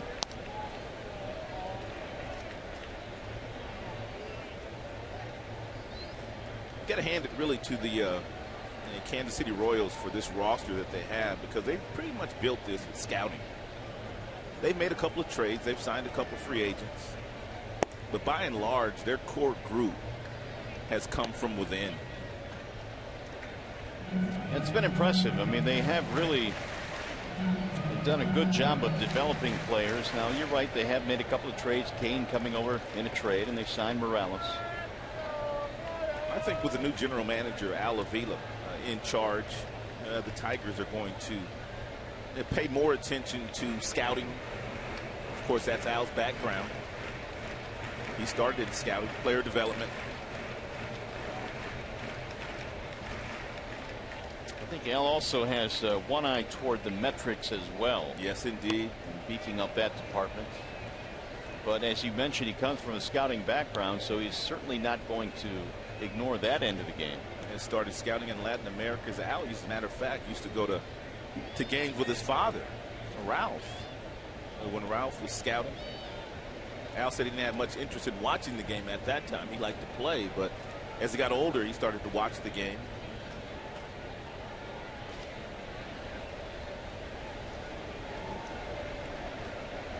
One and 2 on Colon, and now Albuquerque taking too long. Off the end of the bat, foul. Also David Chad, who is here with the team. He also has a background in scouting, and he's the assistant general manager now. Well, we just showed that graphic a couple of innings ago on some of the young guys that have come up to the major leagues and made an impact. Always looking for that fresh wave, the new wave of players.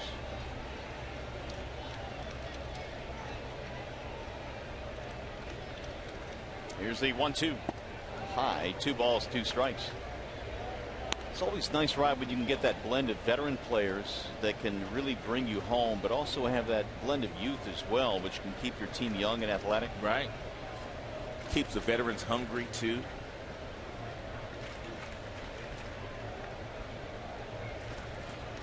Two balls, 2 strikes. And Colon fouls away another. Top of the order, Ben Zobrist waiting on deck. We're at the bottom of the 7th in what has been a seesaw game, 9-7 right now for the Royals.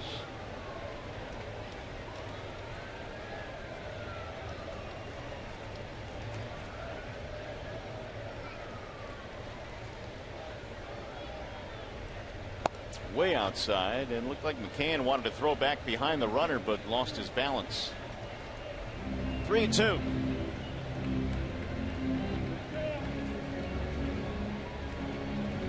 Leadoff walk to Cuthbert.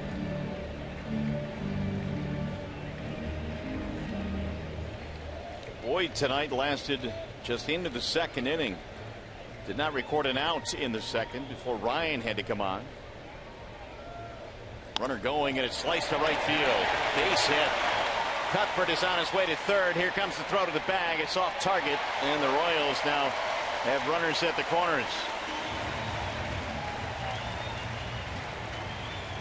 Colon's having himself a night with the stick and the glove.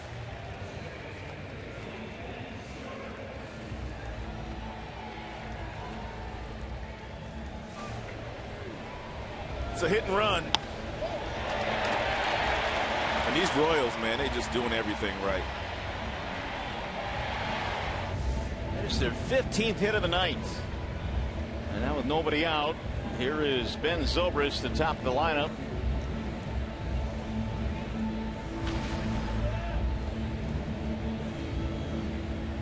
Tigers infield coming in.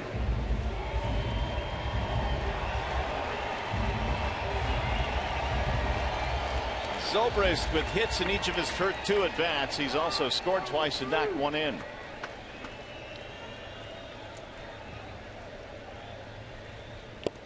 Swing and a miss, 0-1. Zobrist spent 9 years as a member of the Tampa Bay Rays, played with some pretty good teams there.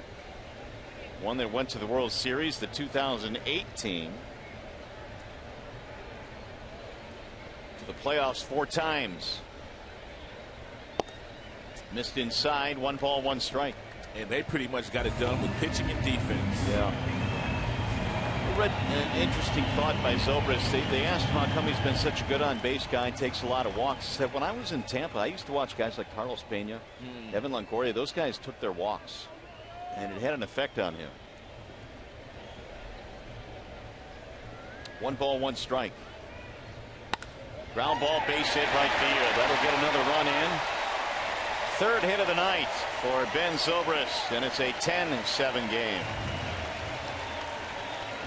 Every time the Tigers score a run, the Royals just come charging back.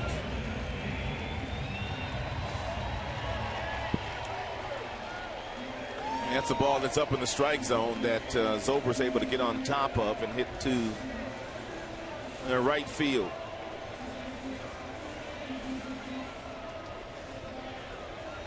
A 3-hit night and 2 RBIs for Zobrist. Here is Lorenzo Cain. He's also had a big night. He is 2 for 4 with a 3-run homer. Way outside, 1-0. Rosalani is still warming in the Tigers' pen. You got Hosmer waiting on deck. There's 16 hits now for Kansas City. 2-0 the count.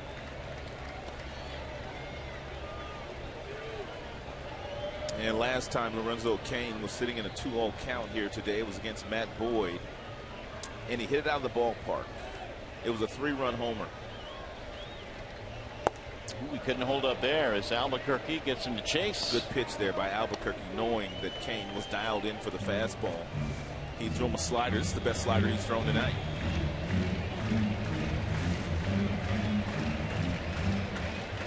Two and one.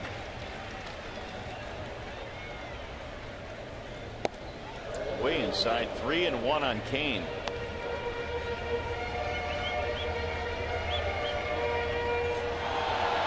There's Hosmer waiting on deck. Al has given up a walk and 2 singles and a run here.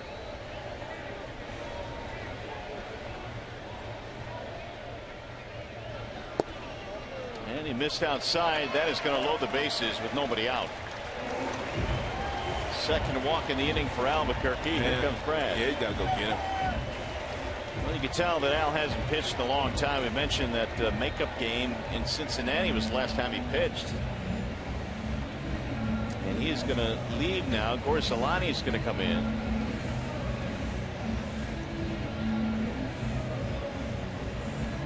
So the Tigers hang on here.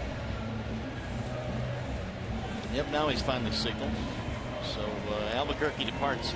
Pitching change. We'll be back in the 7th.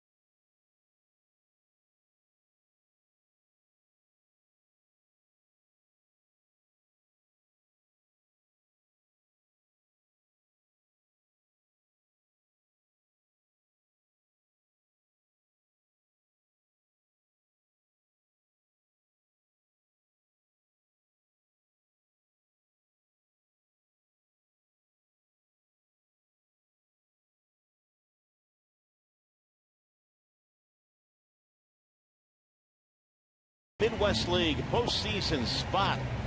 They are 73-62 this year. How about that record at home? 43-26. It's the first time they've reached postseason in back-to-back years since 06-07. So we wish the Whitecaps best of luck. Nice job this year. Tigers Class A affiliate in the Midwest League. Well, Tom Gorzelani now will take over for the Tigers. 41st game for Gorzelani. The earned run average over 6.5. They had 27 strikeouts and 21 base on balls. Not the season the Tigers nor Gorzelani was looking for after he was so good last year pitching out of the bullpen for the Milwaukee Brewers. Well, he's got a tough spot here. Bases loaded, nobody out, and a run in. Infield in for the Tigers. Hosmer stands in. And left-handers usually do not bother Eric Hosmer. And he drives one to right, base hit. One run will score. That's Cologne. They'll move up 90 feet. And it's now 11-7 KC. That run is charged to Albuquerque.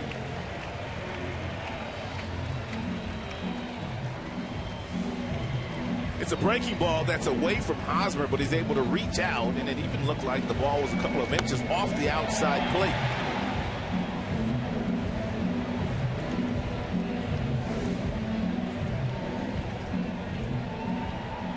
Here's Kendrys Morales. Infield still in and still nobody out. One of the last guys you want to see up in this spot. He'll drive one foul, 0-1. 3 more hits tonight for Morales. A couple of RBIs as well. He has scored twice.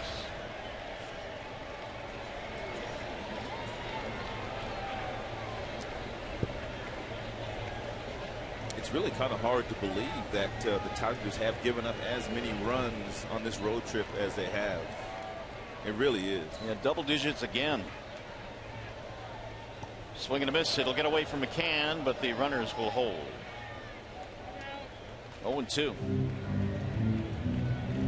Came in averaging a little over 8 runs allowed on the road trip, and they've given up 11 tonight. 7 for 14 with men in scoring position tonight for the Royals. Tigers were put in a bad spot tonight when Matt Boyd had to leave the game in the second, was knocked out of the game on the Kane 3-run homer.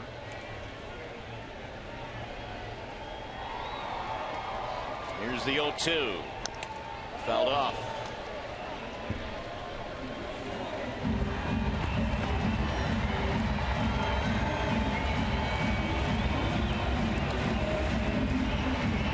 Kansas City came into play tonight. 81-51, 30 over the 500 mark as they march toward a Central Division title.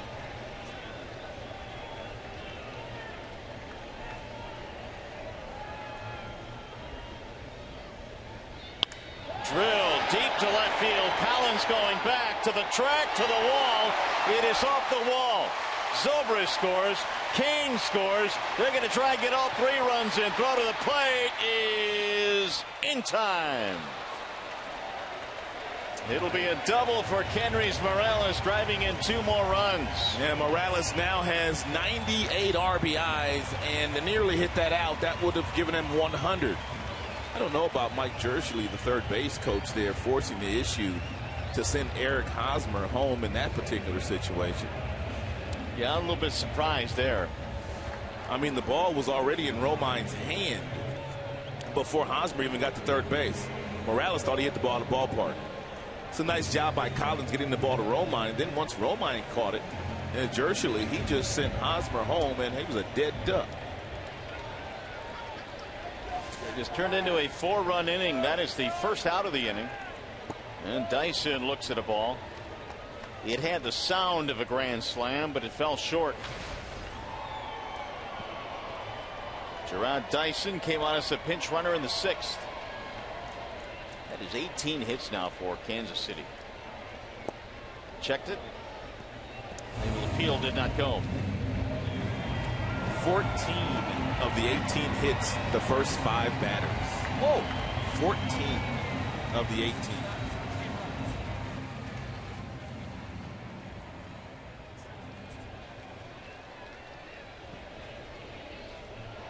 2 balls, no strikes on Gerard Dyson.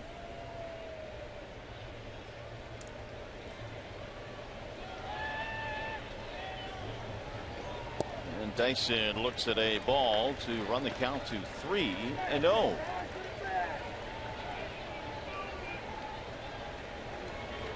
The Royals tonight have had a pair of 4-run innings. Wade Davis, their 8th inning guy, was up, and I guess he's still sitting on the mound in their bullpen, but they might not have to use him. There's a strike call. The 18 hits equals a season high for the Royals. Davis trying to keep loose.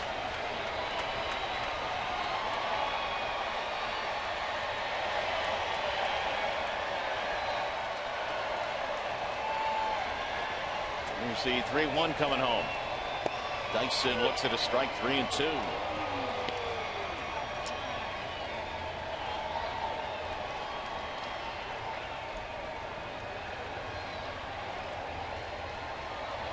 Paulo Orlando waiting on deck.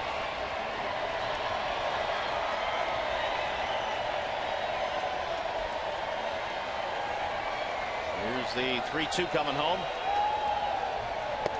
And he got him, strike 3. Dyson caught looking. There are 2 outs. Hey, the Tigers battle the Indians this Sunday at 1:08, which means it's Sunday Kids Day. All kids 14 and under receive a free back-to-school water bottle. For tickets, call 866-66-TIGER or visit tigers.com. Sundays always fun days for the kids. So here's Orlando's first at bat of the game.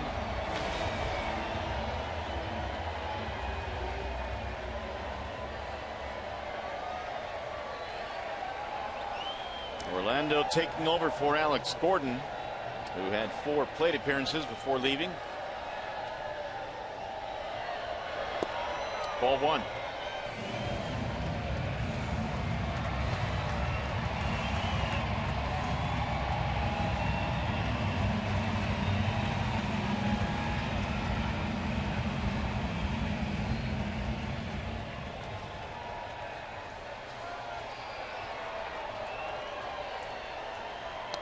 Orlando fouls it straight back.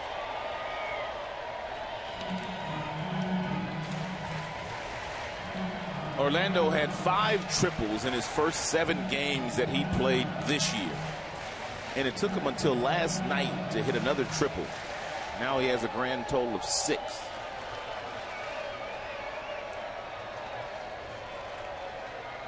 Their backups have done a job in this series, haven't they? Orlando and Cuthbert and Colon.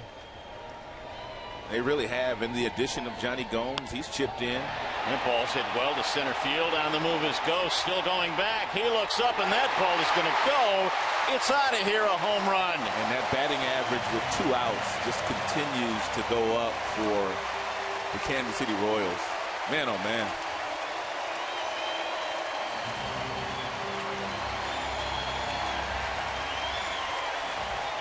(15-7).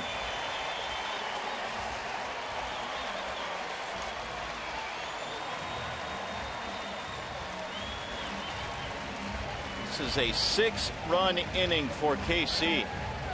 They're now a season high 19 hits.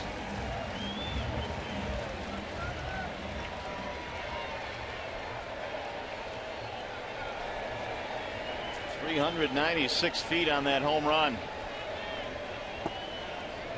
Ball low to Salvador Perez, the 9th man to bat in the inning. Tigers have given up 19 hits. And it's not the most they've given up this season. They had 1 outing this year where they gave up 21 and another one where they gave up 20 hits. Castellanos going to throw out Perez. That's mercifully going to end the inning. It's a big one, though. 6 for the Royals. We go to the 8th. It's now 15-7.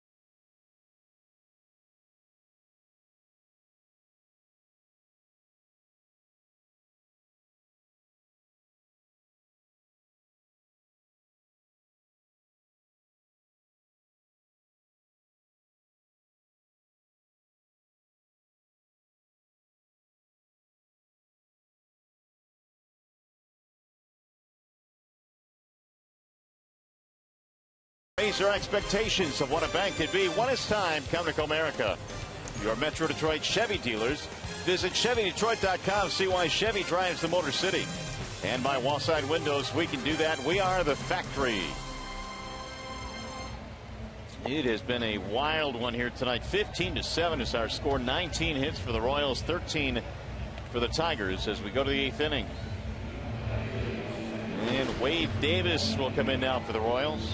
And Wade Davis arguably has been the last couple of years the best 8th inning reliever in the game. And really, you'd be hard pressed to find a closer out there that's been better than Wade Davis. Tremendous season again, 13 of 14 in saves, ERA under 1. And 63 strikeouts in 56 games. Drew Butera has taken over behind the plate. Perez gets the night off, the rest of the night off, I should say. And Wade Davis goes to work and fires a strike to Anthony Gose. Cut fastball.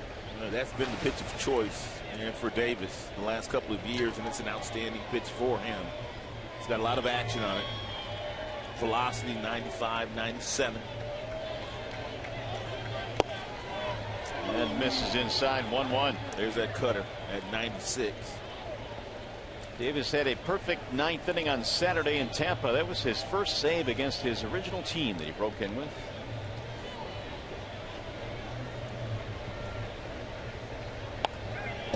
Late, look out, right back to the dugout. Ghost does that a lot. He sure does. You got to be on your toes when he's up there.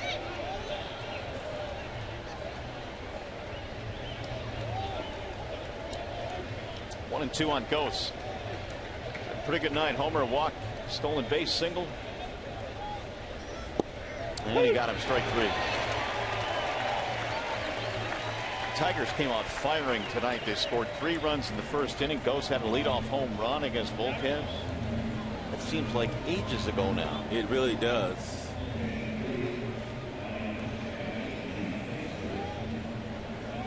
Ryan Holiday is going to bat for Ian Kinsler.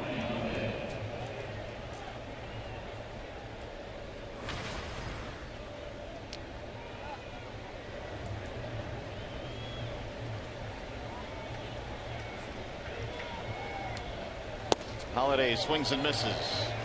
Looks like Avila has moved to the on-deck circle as well, so Miggy's night is over. Kinsler's night is over.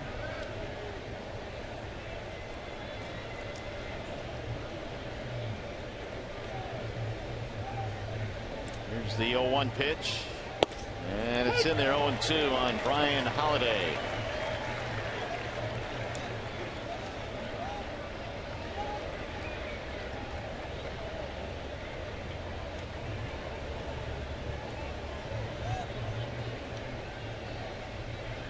Here's the 0-2 coming from Wade Davis. He's in the air to shallow right center. Dyson makes the play. 2 gone. Don't forget to follow the Tigers all season in 2015 with MLB.com and BAT, the #1 app for live baseball. At BAT is up to the moment. At any moment with in-game highlights, live look-ins, replay reviews, and more. Get MLB.com at BAT on your smartphone or tablet. Here's Avila hitting for Cabrera.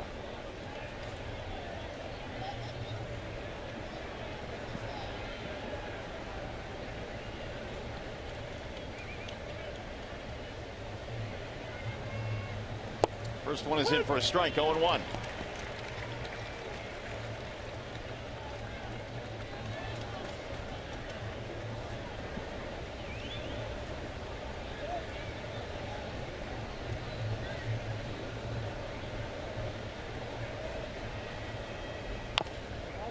Make it 0-2 now on Avila.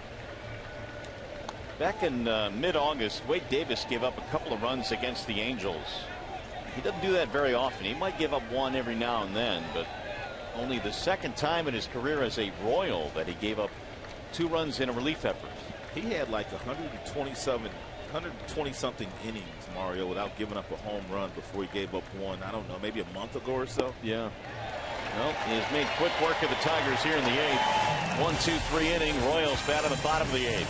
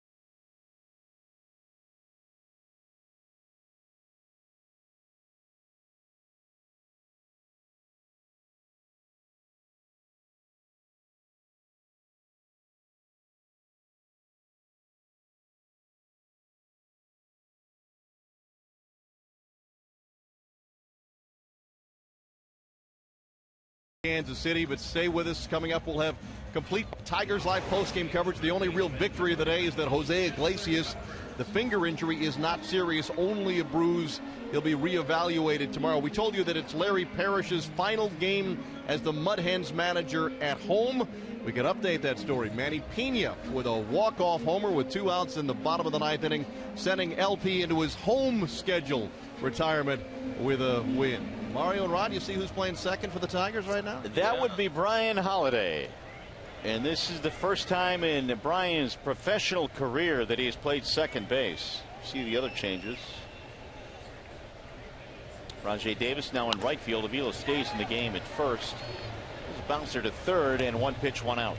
Didn't Jim Leland put Pudge Rodriguez at second base one time? It's in Boston, I think. Drew Verhagen coming on now. Verhagen's been outstanding in his last 5 outings, unblemished. No earned runs in his 9 2/3 innings at this level this year. The ERA sits at 2.79. 6 strikeouts, 8 base on balls. He's got a fastball that gets up to about 94, 95 miles an hour. On occasion, pitching out that bullpen, he's touched 97. First one is in there for a strike.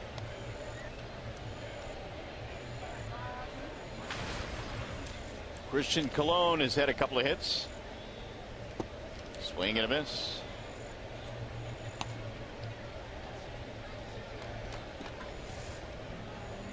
Could be Holiday. Getting on the balls of the feet. I see you. I see you, Brian. There's a chopper hit to the shortstop. And Romine will throw him out. 2 gone.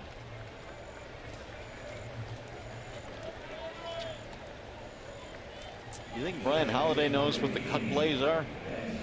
No. It's okay, though. Where do I go to cut the ball? It's okay. The relay plays? He's asking Romine right now, where do I play?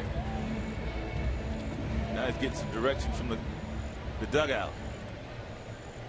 In the minor leagues, Brian has only caught and played first base. He is out at second base, his debut at that position. Brian's a real good teammate. And his teammates absolutely love him. He's taking one for the team tonight. Spent the entire year last year in the big leagues and did a very nice job backing up.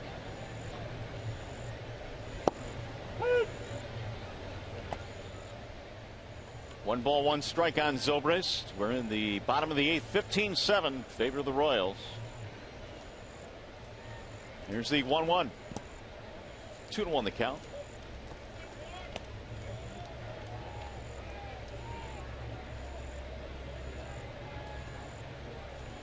Huge night for Zobrist. 3 hits, 2 RBIs, 3 runs scored. Swing and a miss, 2-2. Verhagen has just continued to impress out of the Tigers bullpen. Certainly will be vying for an opportunity next year to pitch out of the Tigers pen. And he's not hurting his chances.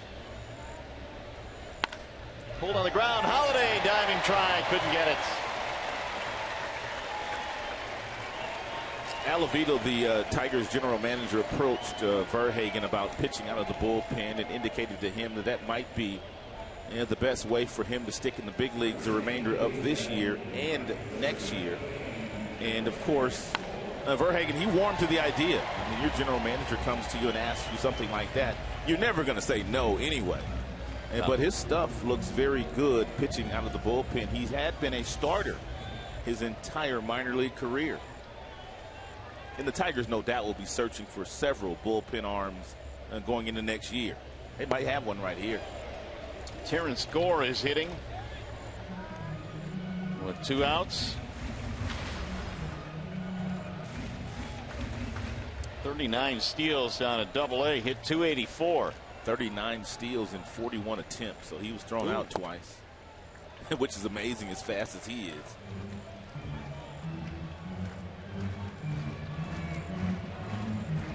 Looks like he's 15 years old. I was just about to say the same thing.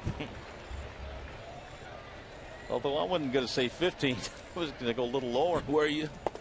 There's a swing and a miss.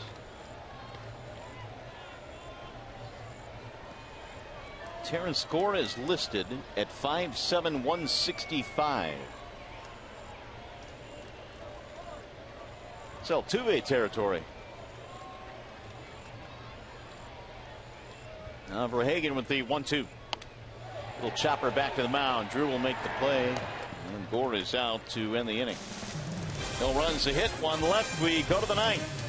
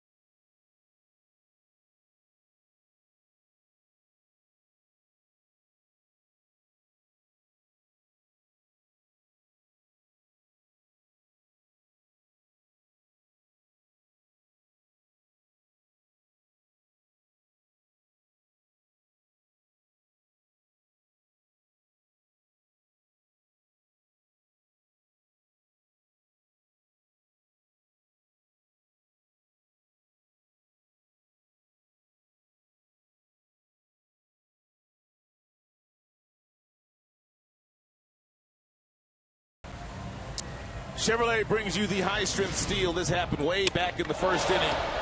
And with a couple of outs, barehanded play by Castellanos, throwing off that right foot and throwing accurately over to Miguel, who helped him out with a pick. Paulo Orlando is now in right field. And Terrence Gore stays in the game and plays left. And the new pitcher now is going to be Miguel Almonte. In 23 starts in the minor leagues for Almonte, 6-6 record with a 4.51 ERA. He's got a power arm. You can see the 96 strikeouts that he had down in the minors. Rajai Davis will be the first man to bat for the Tigers here in the ninth. Then he looks at strike one.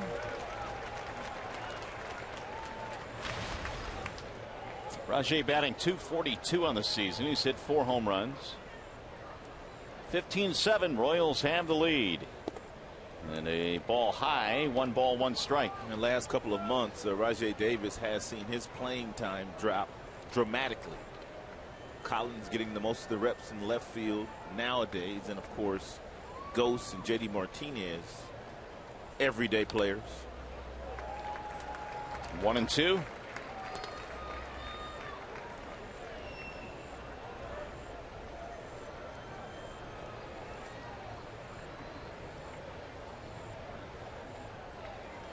Royals had a big 6-run 7th inning to bust this one open.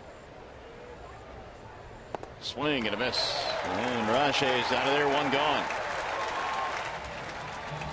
Davis had a 1-2 3/8. Now Almonte here in the 9th. We'll bring up Victor Martinez.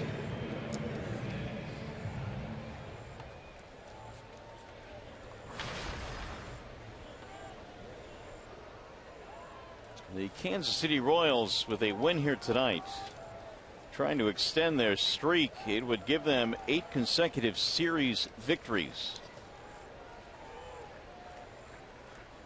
And they are 2 outs away. Strike one.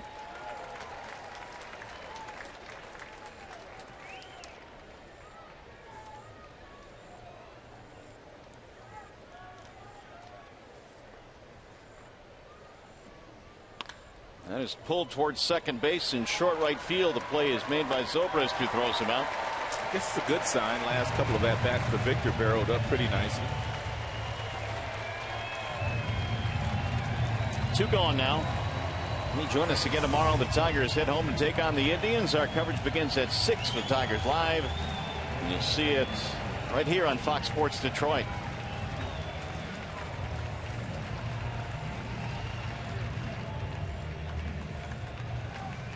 So with 2 outs, here is Castellanos.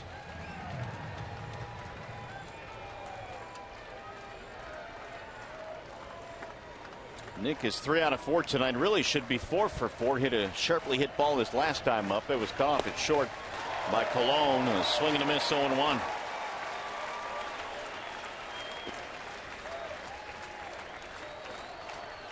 Two doubles, 3 RBIs for Castellanos tonight as he continues his second half surge.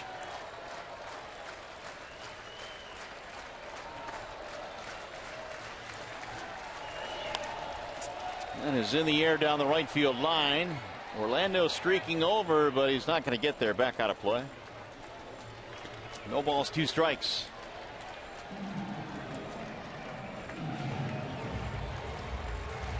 Tigers 1 out away from dropping to 61-72 on the year.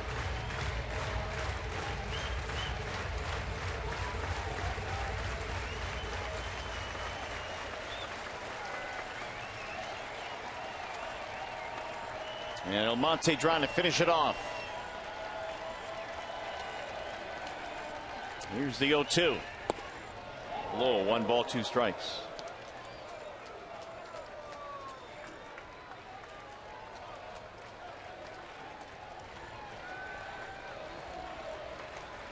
Nick now with 66 RBIs, which equals his total from a year ago.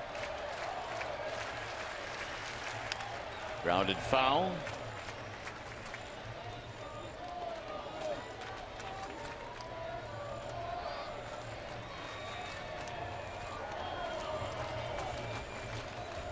While the Tigers go home to play the Indians, the White Sox will be coming here to Kansas City to take on the Royals. 3-game series. We'll see a lot of divisional play here in the month of September as we wind down the schedule.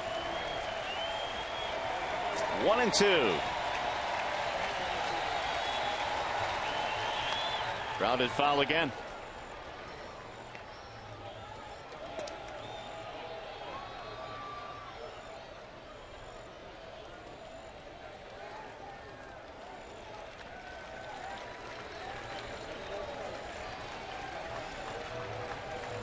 Almonte takes over for Wade Davis, who had a 1-2-3/8.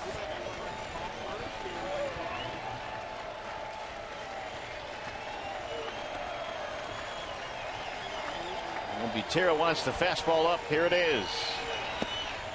Outside. 2 balls, 2 strikes.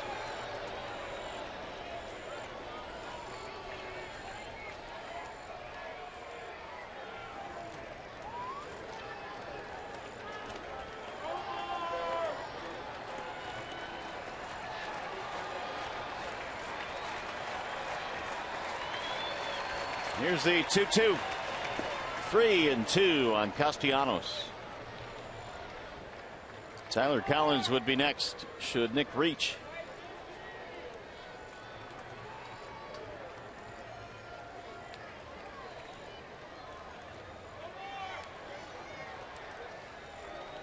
"20 hits tonight for the Royals, a season high. They lead 15-7.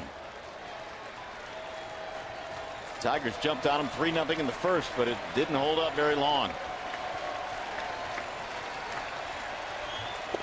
And it's inside, ball 4. It's a 2-out walk.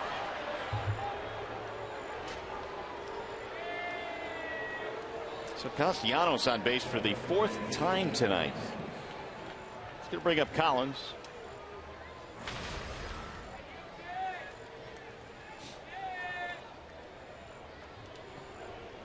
Pretty good night for Tyler. A couple of hits, double. He's knocked in a run.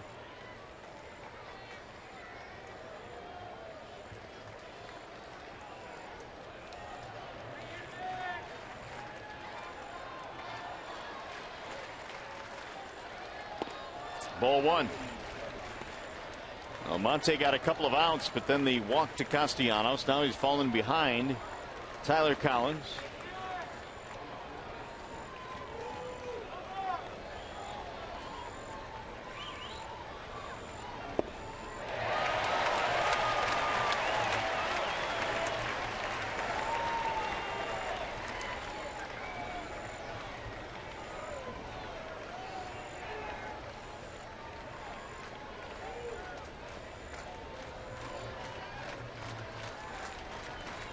Swing and a miss, and now it's 1-2. That's a changeup at 91 miles an hour with some late fading action on it. 91.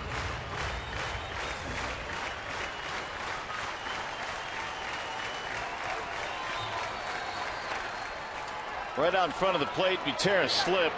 His throw is wild. It'll go down the line. Castellanos going to third base. He will stop there, and Collins gets to second. It'll be a single E2.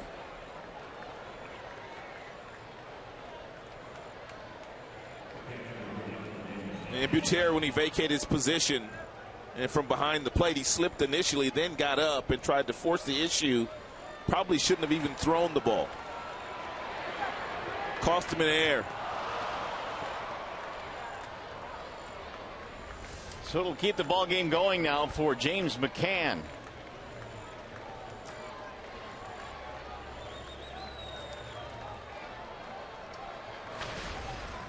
That'll be the 14th Tigers hit of the night.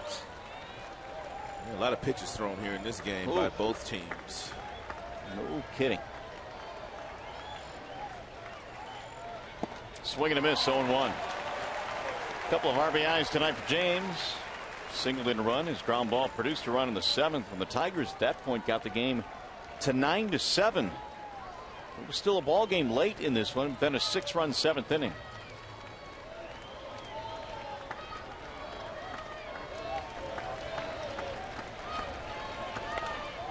Oh, 0-2 now on McCann.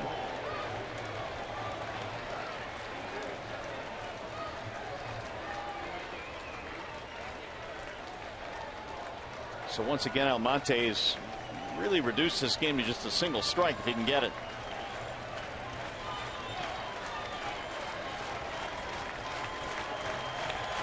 Here's the 0-2. Swing and a miss to strike him out. And this one is finally over. 15-7 your final score from KC tonight. We'll be back.